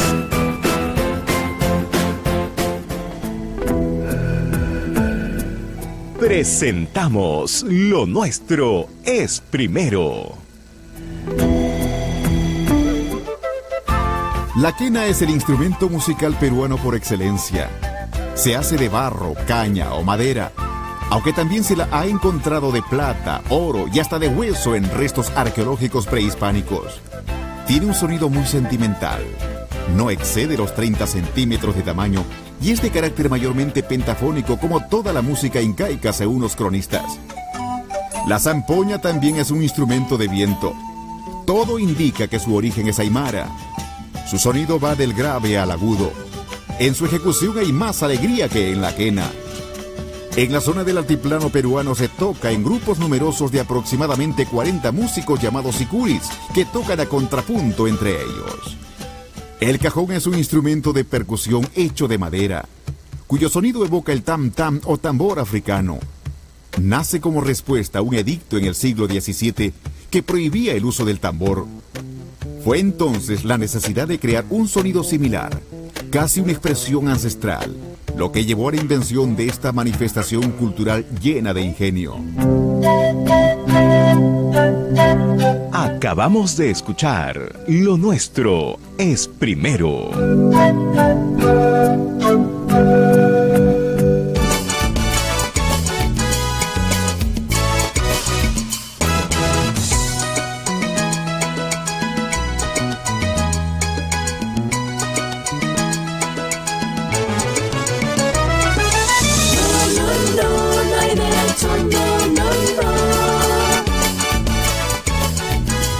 Nueve y 8 minutos de la mañana. Estamos de vuelta aquí en No Hay Derecho. Lo anuncié temprano, lo anuncié antes de la pausa, lo anunciamos anoche en las redes también, y la verdad que estamos muy contentos. Muchas personas a esta hora, y hace un rato ya vienen diciendo a qué hora llega Juan Carlos Tafur. Juan Carlos Tafur ha venido esta mañana a conversar con nosotros. Debo decir algunas cosas en torno a él. Juan Carlos Tafur es un reconocido periodista, es un analista, es un liberal, digamos, pero un liberal que, digamos, si uno entiende el término en su real dimensión, y además que no solo da opinión sobre lo que pasa en la coyuntura en nuestro país, que a veces es alimentada por cuestiones bien superficiales, sino que siempre anota asuntos fundamentales que deberían ser parte de un debate mucho más profundo, y digamos ha insistido permanentemente en una de las cosas que no se ha hecho en esta transición democrática, que es algunas reformas que son centrales para que el país pueda sostenerse en una institucionalidad pues más democrática, ¿no? Es muy crítico también con la política, y con él vamos a compartir seguramente este espacio que va a ser muy útil para que ustedes puedan tener también una mirada un poco más integral de lo que pasa. Juan Carlos, es un gusto saludarte, muy buenos días. Igualmente, Glatzer, ¿cómo estás? Muy buenos días, gracias por tus palabras, a tus órdenes. Gracias por haber venido esta mañana. Además, la gente te extraña en la radio mucho, ¿no? Digamos, al margen que estabas en otra emisora, era bueno saber que había en otras emisoras también personas que proponían un debate un poco más, menos, si quieres, epidérmico, un poquito más profundo, ¿no? Bueno, ¿Qué pasó ahí? Terminaste saliendo de radio y te iba bastante bien, estabas en el diario también exitosa, yo diría, con tus columnas de opinión que eran muy comentadas, ¿no? ¿Qué pasó finalmente? Sí, bueno, ahí en el tema de la radio fue muy claro, ingresó Philip Butters a la radio y yo decidí que eso cambiaba el formato y el perfil de la radio, porque además no solo le daban el horario estelar, sino 4 horas, no 2 como el resto de conductores, sí, con lo cual le daban un predominio y una primacía que marcaba el perfil nuevo que le querían dar a la emisora, ¿no? Y en esa medida preferí apartarme, ¿no? Sin mayor aspaviento, porque yo sí creo en eso, que los medios de comunicación tienen el derecho como empresa de definir sus propias líneas editoriales. Sin duda. Pero evidentemente yo no encajaba en ellas. Claro. Entonces, tranquilamente dije, yo hasta aquí nomás, no sigo más, me mantengo en el diario. Pero aparentemente esa decisión, más algunas otras vinculadas a políticas editoriales que contuvieron mi desacuerdo, generaron que finalmente me dijeran que preferían ya quedar ahí nomás porque no me sentían empático con la filosofía de la radio y de la empresa en general. Claro. Entonces, pero la verdad es que no hubo una respuesta tan, digamos, tú has dicho hace un rato, yo soy de los que creen que uno tiene que irse tranquilo, sin aspavientos, la radio cambia y uno no encaja y se va. Así es. Pero eso debería tener como contraprestación, como respuesta, un trato similar en tanto hay un colaborador importante que se va y resolver los problemas que tienen que resolverse cada vez que hay un desacuerdo y hacerlo de buena manera, pero no han salido sí, también, sí, claro, no, en el caso de la radio yo no tenía prerrogativas laborales porque eran 2 horas, digamos, sí, diarias, en consecuencia no había esa relación, pero en el diario evidentemente sí. Sin embargo, la empresa lamentablemente ha decidido hacer caso omiso de todo tipo de derechos laborales y estoy enfrascado en estos momentos en una causa en el Ministerio de Trabajo, ¿no? Sí, pues. No me queda otra. Lo que termina dando cuenta de algo que de repente los oyentes no conocen, que hay mucha informalidad también. Sí, claro, lo más terrible, al inspector laboral que ha ido a ver mi caso, le han dicho que yo no iba a trabajar. O sea, yo daba servicio externo. Yeah. O sea, alucinante, ¿no? Sería el primer director en la historia de la humanidad, de los periódicos del mundo, que no trabaja físicamente en el lugar, sino que da un servicio externo. Claro, lo que quieren es evitar cualquier tipo de reconocimiento laboral.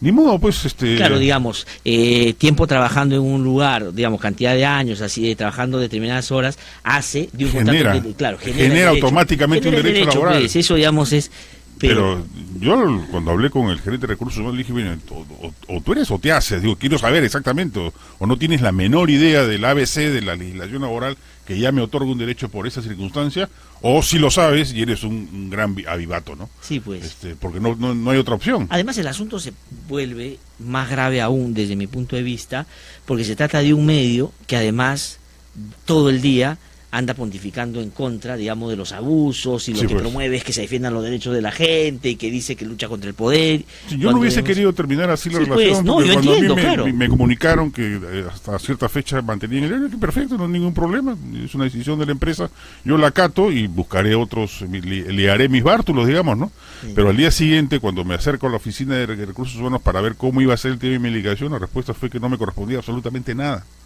Que ellos consideraban que yo no era un trabajador de la empresa, sino alguien que brindaba servicio externo, así que no tenía nada que reclamar. Entonces, bueno, pues digamos, no te he invitado para conversar de eso, solamente. No, pero sí es bueno puntualizarlo. Decirlo, porque claro, la gente pregunta, ¿no? Y no sabe. Y verdad es que cuando pasan estas cosas, no se explica exactamente por qué le suceden a determinados periodistas, ¿no? Rosa María Palacio estuvo ahí también y nunca se llegó a entender del todo qué cosa es lo que había pasado, digamos, para poner algún otro ejemplo que las personas que nos siguen muy rápidamente puedan identificar, ¿no? Pero bueno, estás embarcado en un asunto que es tedioso, que es complicado, pero hay que dar la batalla, porque digamos, mucha gente... Ahora, dicho sea de paso, yo creo que el Ministerio de Trabajo debería revisar los protocolos de reclamos de esta naturaleza, porque son bastante onerosos, bastante complicados, no debería ser necesario contratar a un abogado, sin embargo, si uno no lo hace, pierde... comete errores de amateur y genera complicaciones, obligan al trabajador a acudir junto al inspector al centro de trabajo, lo que ya, digamos, lo cual es una experiencia humillante, ¿no? Claro, hostil. Claro. No debería ser así, debería bastar la presencia del inspector y el testimonio del trabajador hacer una verificación así es, actuar como y actuar y dirimir entre las dos posturas, pero en general yo creo que eso debería no, da la impresión de que a veces se hace también para desalentar un poco los reclamos en determinadas empresas que lo que quieren es evitar ser sancionadas por esas cosas, ¿no? De hecho, el tema de los inspectores que están en huelga o han estado en huelga hace poco, justamente da cuenta de que por ahí no es o no va el interés del gobierno para fortalecer ese tipo de líneas de intervención, ¿no? Pero Juan Carlos, a ver, vayamos, pero ahora estás, digamos, escribiendo en El Comercio los martes, ¿no es cierto? Sí, los martes en la página de opinión y los sábados en Somos, haciendo una crónica política, no es un artículo de opinión, sino una crónica política. De acuerdo, interesante, y bueno, ahí estás vinculado puntualmente para hacer esas dos cosas. Exactamente. El Comercio. Así que, si no lo han leído todavía, Juan Carlos, los martes yo recomiendo que lean su artículo, yo los comento aquí, por supuesto, y los sábados en Somos, que hace una crónica bien interesante sobre lo que pasa básicamente en la semana, ¿no? Pero con una proyección que a veces es mucho más larga. Juan Carlos, vayamos a hablar un poco de los temas que quería preguntarte hoy día, ¿no? Y estamos cerca de llegar a un año del presidente Pedro Pablo Kuczynski.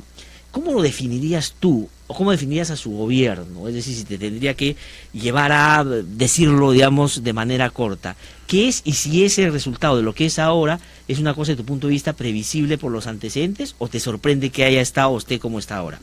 No, yo creo que ha sido un año terrible para el gobierno y yo no lo esperaba. En términos políticos sí, porque claramente PPK no es un político ni le interesa hacerlo, que a mi juicio es lo más grave, sino que además se confió la jefatura del Estado a Fernando Zavala, quien tampoco es un político. O sea, yo hubiese esperado, si el presidente no va a ejercer ese papel, que nombre en el primerato a alguien que sí lo haga, para compensar esa deficiencia. No lo hizo y el resultado salta a la vista. No tiene operadores políticos, sus niveles de aprobación son paupérrimos, ha roto su relación con el Congreso, etcétera. Y en el campo económico, que es donde todo el mundo esperaba pues que se la iba a llevar de alivio, también es un desastre. Yo acabo de estar en el Servicio de Asesoría Empresarial de Apoyo Consultoría, que es un cónclave, digamos, de alrededor de 300 ejecutivos, que es una cancha Pepe Causa, digamos. Es naturalmente Pepe Causa. Cuando le hicieron una evaluación del primer año de gobierno y le preguntaron respecto del manejo de la economía, ¿cómo lo califica? El 97%, regular, malo y muy malo. Increíble. El 97%. O sea, los que deberían estar aplaudiendo están, digamos, en el otro lado. ¿Pero por qué? Porque inclusive en la conformación del equipo que trabaja con él, no es que sorprendió, pero sí se resaltó como un hecho por comparación diferente, digamos. Había varios economistas, su vicepresidente economista, el ministro de Educación economista, el primer ministro economista. Es decir, uno decía, este es un gobierno para recuperar la economía. ¿Qué ha hecho que no lo pueda hacer? Él hace poco ha reconocido, pensé que este año íbamos a hacer más, pero ¿por qué no ha hecho más? No, yo creo que ahí ha habido falta de pericia política. Política. O sea, los tecnócratas no sirven para gobernar. Yo creo que eso ya debería ser la gran lección de este primer año. Y hay que reivindicar a los políticos. Por más desprestigiada que esté la clase política, un político por su propia naturaleza es un radar prendido a las 24 horas del día para detectar niveles de aprobación, desaprobación de la ciudadanía, niveles de consenso que se puedan generar.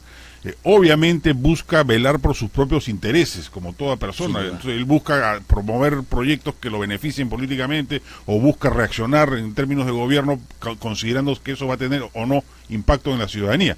Pero ese factor egoísta, así como en el mercado también funciona para los empresarios, que buscan su lucro y generan beneficios sociales al buscarlo, en términos políticos también. Un político termina generando beneficios colectivos a su gobierno, o a su partido, o a su entidad, si es que actúa con libertad. Pero además, digamos, siempre pensando, y esto no está mal, en redituar políticamente. Sí, claro. El político siempre busca estar bien valorado, ¿no es cierto?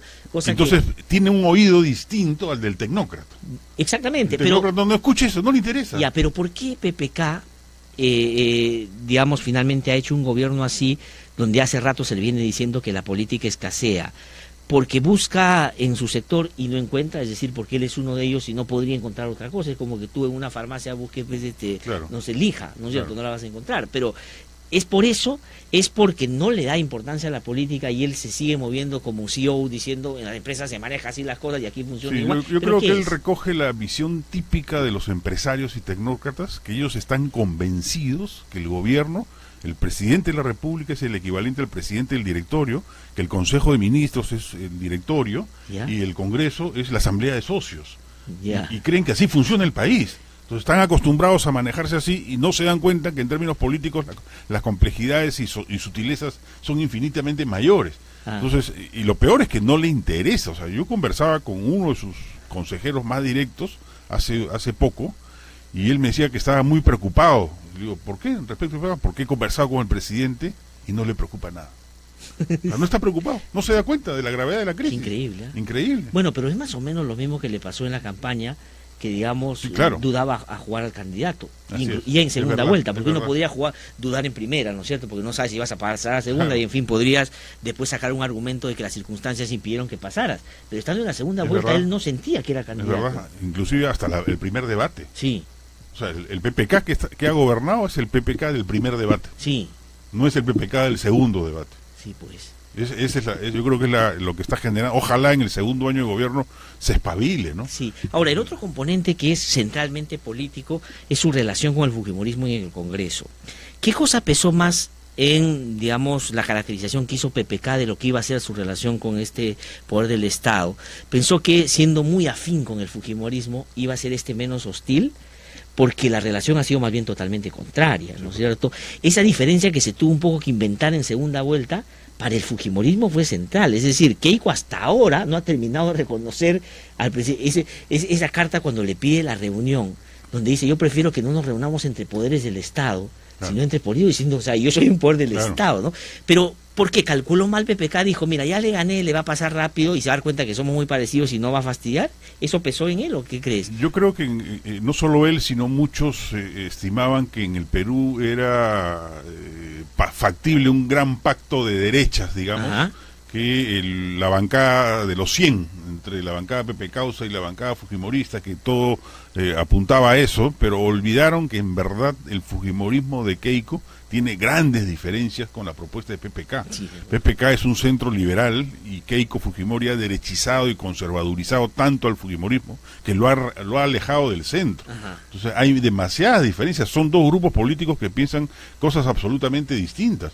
No es casualidad que alguien como Kenji, que reivindica el espíritu auroral del fujimorismo, mucho más centrista, tenga más afinidad con el gobierno que Keiko. Sí, claro. Keiko no, recordemos, el fujimorismo era un movimiento en términos macroeconómicos muy ortodoxo, pero en términos de políticas sociales muy populista, y en algunas políticas públicas hasta progresista.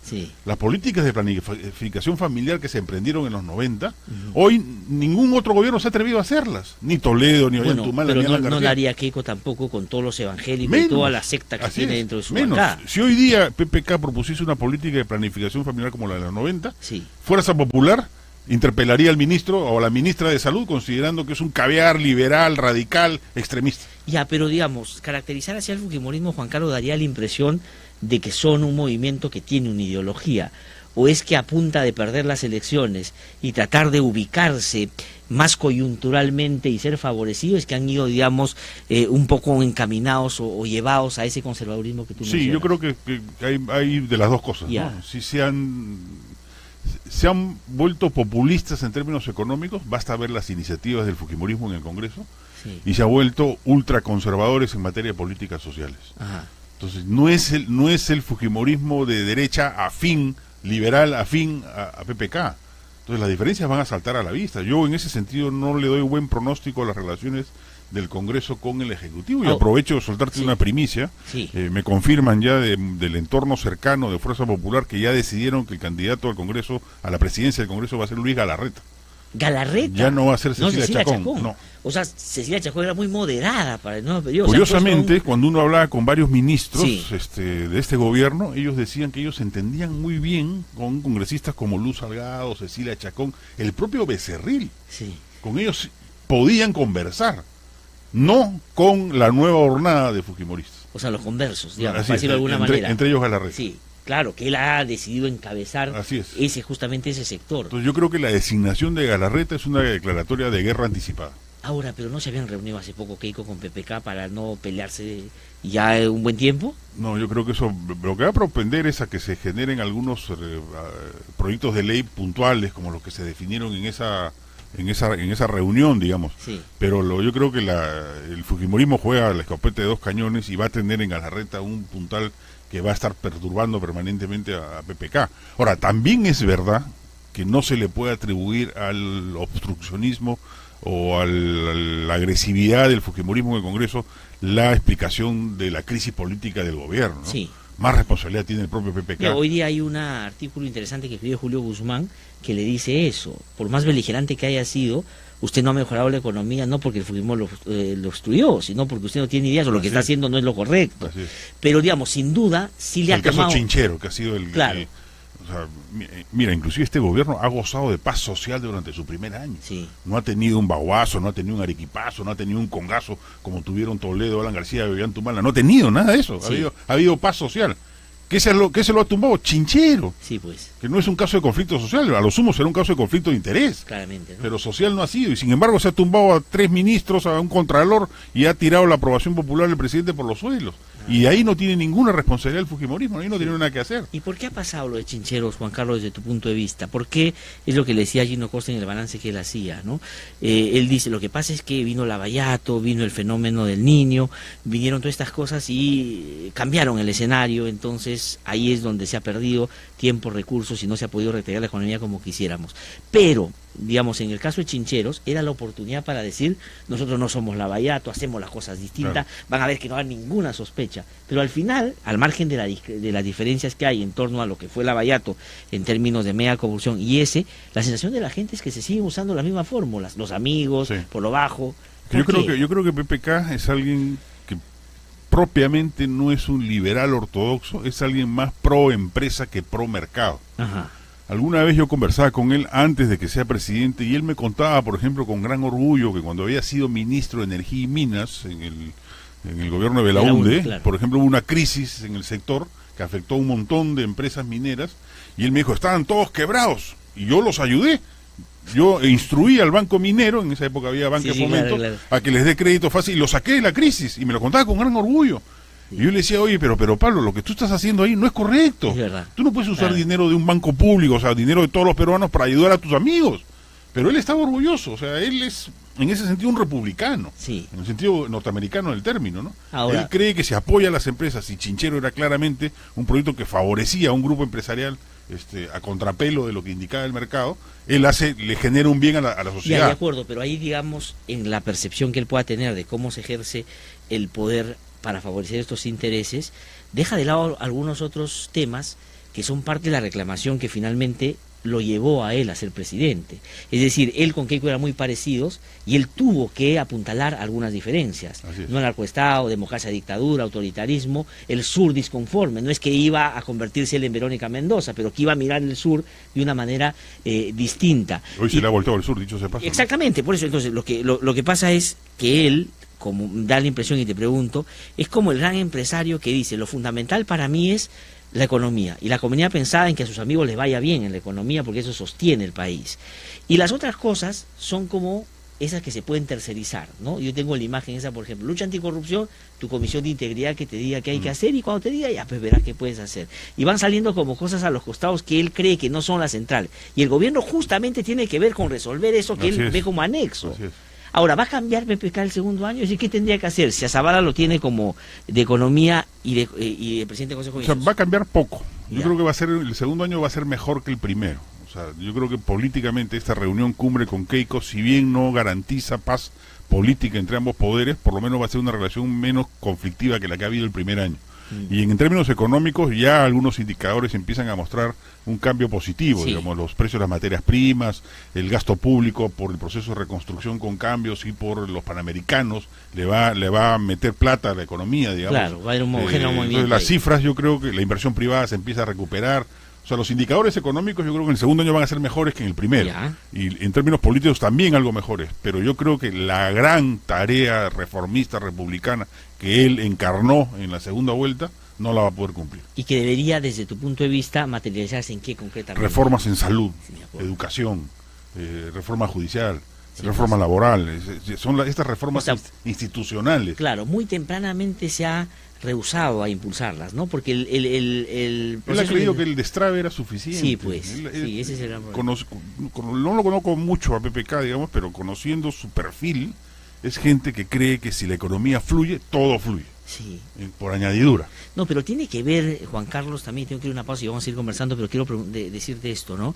Tiene que ver con quién le habla más cerca y, digamos, más cerca en términos de que están más cerca hablándole al oído, pero a la vez que lo lleva a tomar alguna decisión. Él se deja llevar mucho al final por esas cosas. A mí me da la impresión, yo tuve hacia el final de la segunda vuelta, digamos, también una presencia ahí, circunstancial obviamente, y claro, en la campaña, en la segunda vuelta, después de que Keiko Fujimori la había pulverizado en el primer debate, la había liquidado, entonces cuando yo me acuerdo que Gustavo Rodríguez le preguntó y le dijo, oye, pero Pablo, ¿de verdad quieres ser presidente? Sí, pues. Y dijo, pero Gustavo, ¿cómo que me dices eso? Parecía que no. Pero claro, parece que no. Ya bueno, y después dice, bueno, primero tienes que hacer eso, querer. Hoy se le puede clonar la pregunta diciendo, pero Pablo, ¿quieres ser presidente? Ya, de acuerdo, pero la segunda es que su entorno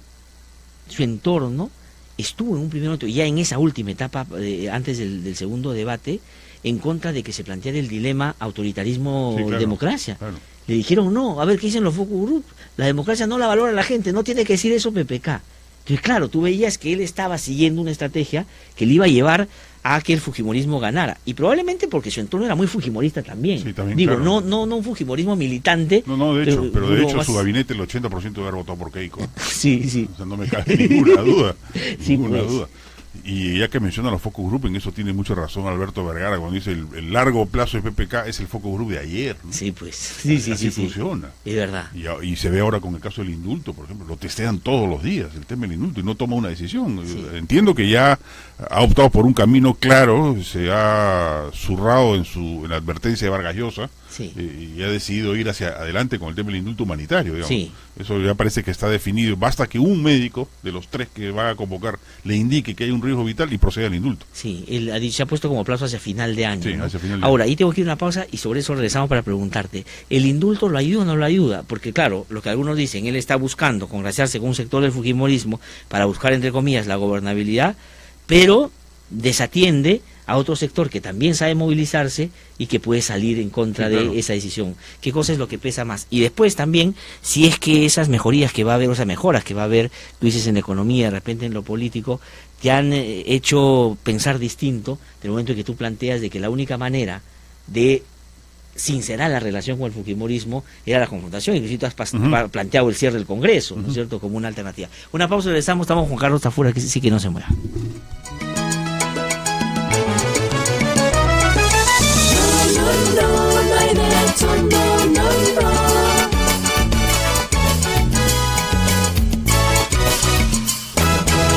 Que no te cuenten cuentos, el Diario 1 te cuenta la verdad. Compra el Diario 1, el diario oficial de la realidad peruana.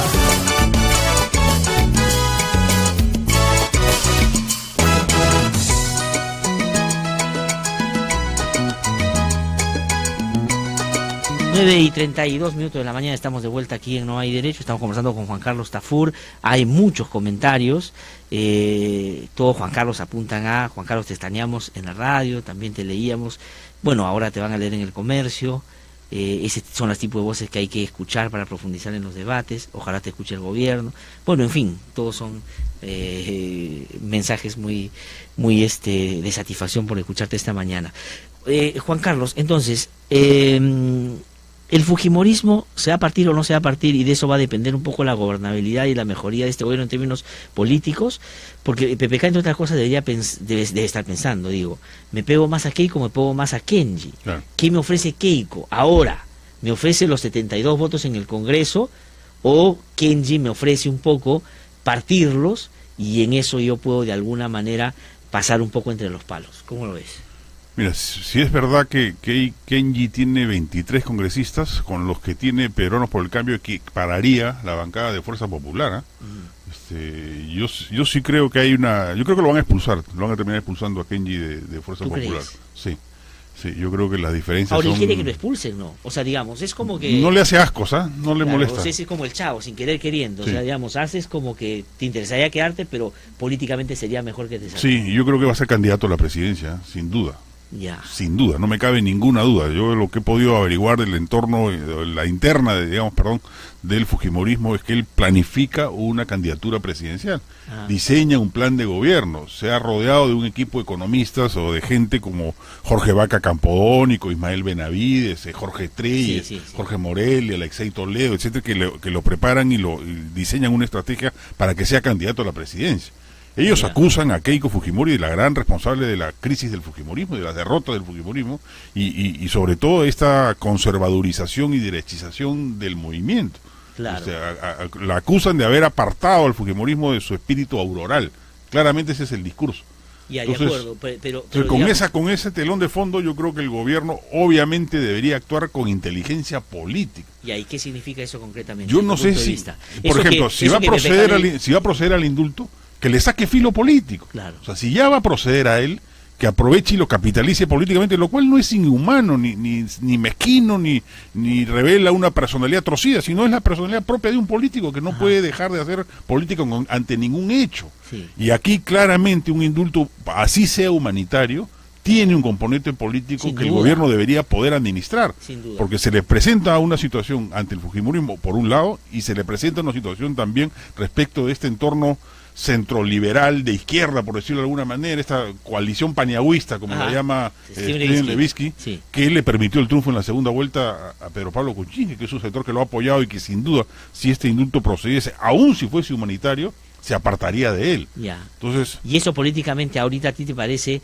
un riesgo que hay que tomar? ¿Es mejor que eso se aparten y quedarte, digamos, con una lógica más pragmática? Más gana con el fujimorismo kenyista, satisfecho con el indulto, que con la coalición paniagüista que pierde. De acuerdo. O sea, pero ¿qué pasa con Keiko en ese escenario? Porque claro, tú dices que Kenji puede ser presidente, efectivamente yo podría también respaldar un poco ese punto de vista, pero Kenji ahora en el Congreso no podría, salvo que esos 23 que firmaron con él se vayan con él, generar un hecho político relevante. Al margen de la ley antitransfugismo, 23 que se vayan de una bancada, es otra bancada, así no tenga los derechos de bancada. No, claro. Pero además, va a pasar tú sumas eso, los 23 de Kenji, más los 10 de Nuevo Perú, más la bancada Pepe Causa, más Alianza para el Progreso de Acuña, se tumba la ley antitransfuga. Tienen mayoría. Tienen mayoría. Claro, porque cuando tú sales de la bancada no tienes... Pierdes todos los derechos. Pero votas, tu Claro, voto no. Claro, tu voto. Entonces, si alguien propone que se traigan abajo tal cosa, firmas y se acabó. Y se acabó la historia. O sea, tu voto suma igual que el Sí, del resto. Sí. ¿Y ahí tú crees que eso puede pasar? Sí puede pasar, yo sí creo que puede pasar. ¿Tú lo ves al Sí, es mediano factible. plazo, al corto plazo? Sí, Es yo creo decir, es que han factible. llegado las cosas a un nivel de confrontación de que Keiko y Kenji ya no tienen la posibilidad de un camino juntos. Es que la reacción interna de Keiko Fujimori ha sido muy mala. Que Keiko es muy mala política, no es el monstruo del padre, ni es el genio de... No, pero eso, digamos, se sabía, ¿no? Sí. O sea, digamos, Keiko es la chica aplicada que en los debates lee lo que le ponen y le ponen 2 o 3 alternativas de pronto de lo que imaginan puede ser la respuesta del oponente, Claro. no más. A mí gente, yo no la conozco mucho tampoco, pero dice que cuando habla con alguien, ella no está tratando de entender, sino de memorizarse lo que le está diciendo. Sí, tal vez por eso es que la reunión con PPK no fue tanto una lógica de una imagen un poco más de agrupaciones políticas que se juntan, sino también la propia personalidad de ella, que sola, digamos, se siente un poco Inclusive en ella desventaja, ¿no? muy dubitativa en la reunión. Ella había solicitado varias cosas bien extrañas que yo no llego a entender las razones. Por ejemplo, no quería hablar junto a PPK al final de la reunión. No quería, y lo planteó explícitamente en la reunión previa que hubo. Solicitó que ella terminase la reunión y salía a hablar ante el público, los periodistas, y se retiraba y luego hablaba PPK, no juntos.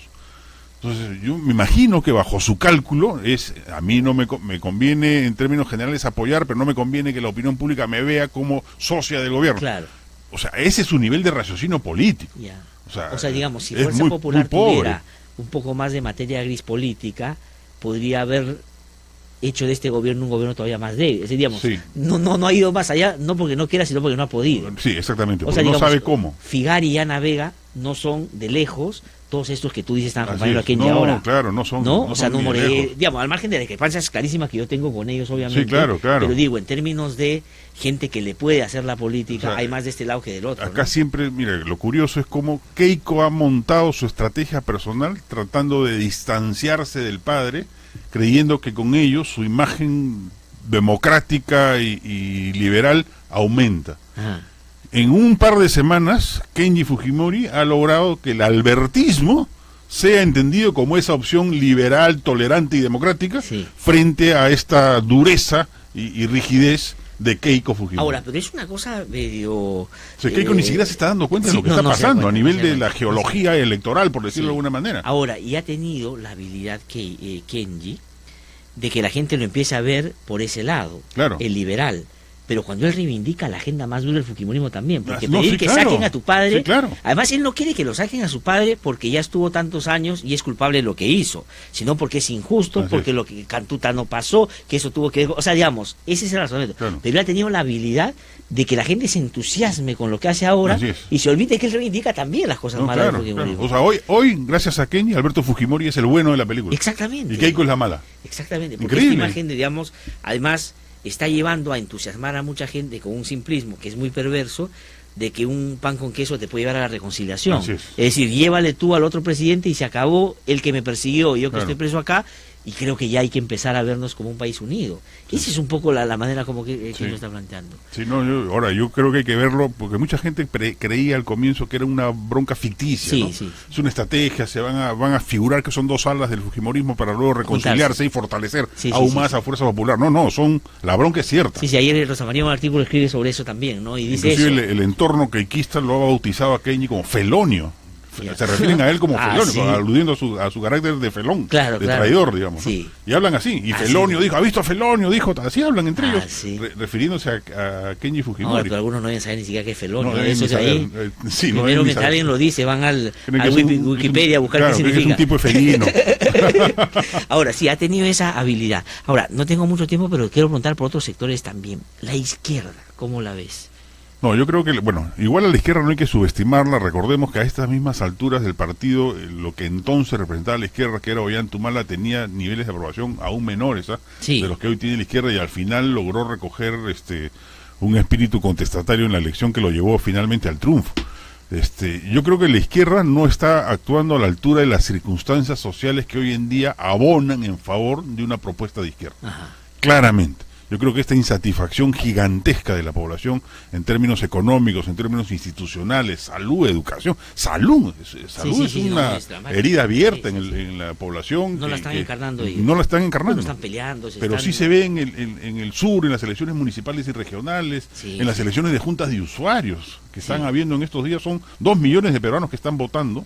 La mayoría de dirigencias de juntas de usuarios son aquellas que son antimineras, con una línea de izquierda, y las que propenden más bien a un diálogo con la minería han sido arrasadas en buena parte del Perú. Entonces hay un basamento social que sí hace a la izquierda vigente para el 2021. No, a mí no me cabe ninguna duda. Yo también creo eso, pero no esta izquierda. No, esta izquierda no. O sea, digamos, a mí me parece, yo no logro entender cómo tú sacas el 18%, metes 20 congresistas. Sí, y terminas peleándote, dividiendo. Y tienes las dudas que tienen ahora. Sí.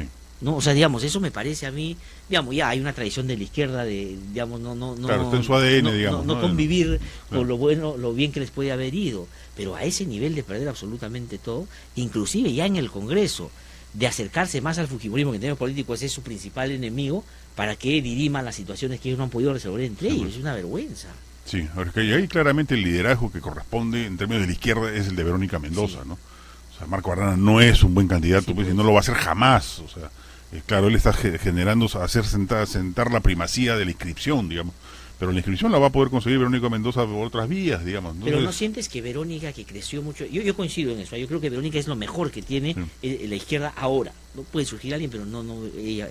Pero a la vez es una potencial candidata protagónica en el 2021. No me cabe ninguna duda. Ninguna duda. Yo no creo que sea un cadáver ni que esté muerto. ¿No crees que se ha achicado en términos de lo que consiguió en la campaña electoral? No, sí, de hecho. Si tú hablabas con la Verónica en la campaña electoral y sentías el interés, la peleaba, y le hicieron una contracampaña muy severa, terrible, pero casi pasa la segunda vuelta. Pero ahora cuando hablas, ella es como la Verónica de inicios, que no sabía si era candidata, si iba a ser.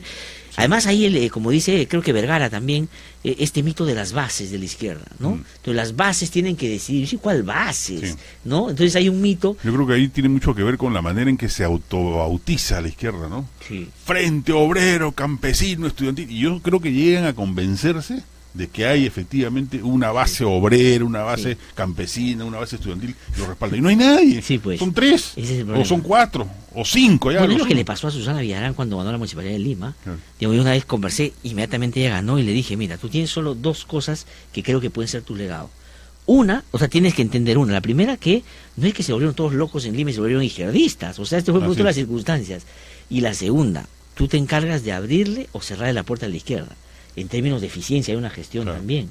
Claro, obviamente hizo una cosa distinta. Pero yo creo que lo que me impresiona es que la incapacidad de la izquierda para recoger el espíritu de los descontentos sociales de hoy. No los recoge. Los cientos de miles o millones de asegurados, por ejemplo, de salud. ¿La izquierda los representa? ¿La izquierda canaliza sus reclamos? No, nada. Los miles de padres de familia que ven a sus hijos perdiendo el tiempo en los colegios públicos, ¿los representa? No. Los millones de consumidores estafados por circunstancias como la leche pura vida, etcétera, ¿la izquierda los representa? Tampoco.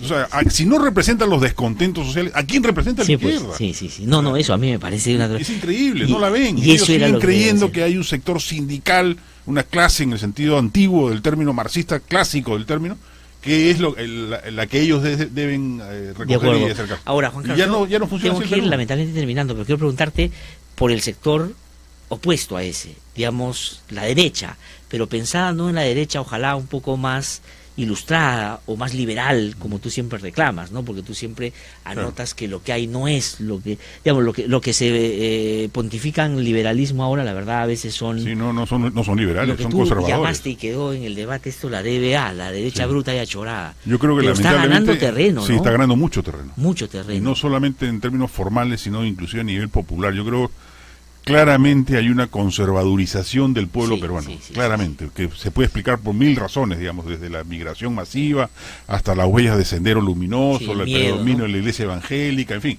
la ascendencia de la nueva clase media, la precariedad de la nueva clase media, etcétera, que pueden explicarlo, pero el hecho fáctico es que hay una derechización masiva del pueblo peruano, y eso obviamente a la postre empuja a la radicalización paulatina de propuestas de este tipo. Sí, pues. O sea, la derecha hoy en día no se está liberalizando, al contrario, se está conservadurizando. Sí, y se está precarizando en términos intelectuales también, no, que es también, un problema, ¿no? También. Cuando tu reclamo al inicio del programa era que hay que politizar más el debate, hay que ideologizar más la política, eso que digamos, a mí me parece una estupidez realmente cuando alguien dice no hay que politizar los temas, Sí, ¿no? pues, Digamos, al contrario, hay que politizarlos. Ojalá hubiera posturas claras en los lados, que tú pudieras, pero digamos, Donald Trump alienta también eso, ¿no? O sea, la figura de Donald Trump es como el gran ejemplo de lo que puede pasar. Sí, claro. De hecho, hace un tiempo se decía que si a PPK le va mal, va a haber un radical probablemente de izquierda que pueda tener cierto éxito. O de derecha. Claro, ahora se dice derecha porque Claro, justamente eso claro, que está pasando. cualquiera de los dos.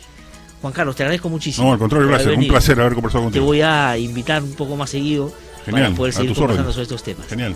Juan Carlos Tafur ha Gracias. conversado con nosotros, la verdad por los comentarios que ustedes han hecho en el Facebook, ha sido una conversación creo que bastante útil y nos encontramos mañana. Mañana doy el resultado de la encuesta porque mi computadora no sé por qué se ha bloqueado, pero mañana les cuento que han respondido ustedes sobre la pregunta que les hicimos temprano, así que nos encontramos mañana a las 8. Este programa es presentado por Mediacorp.pe.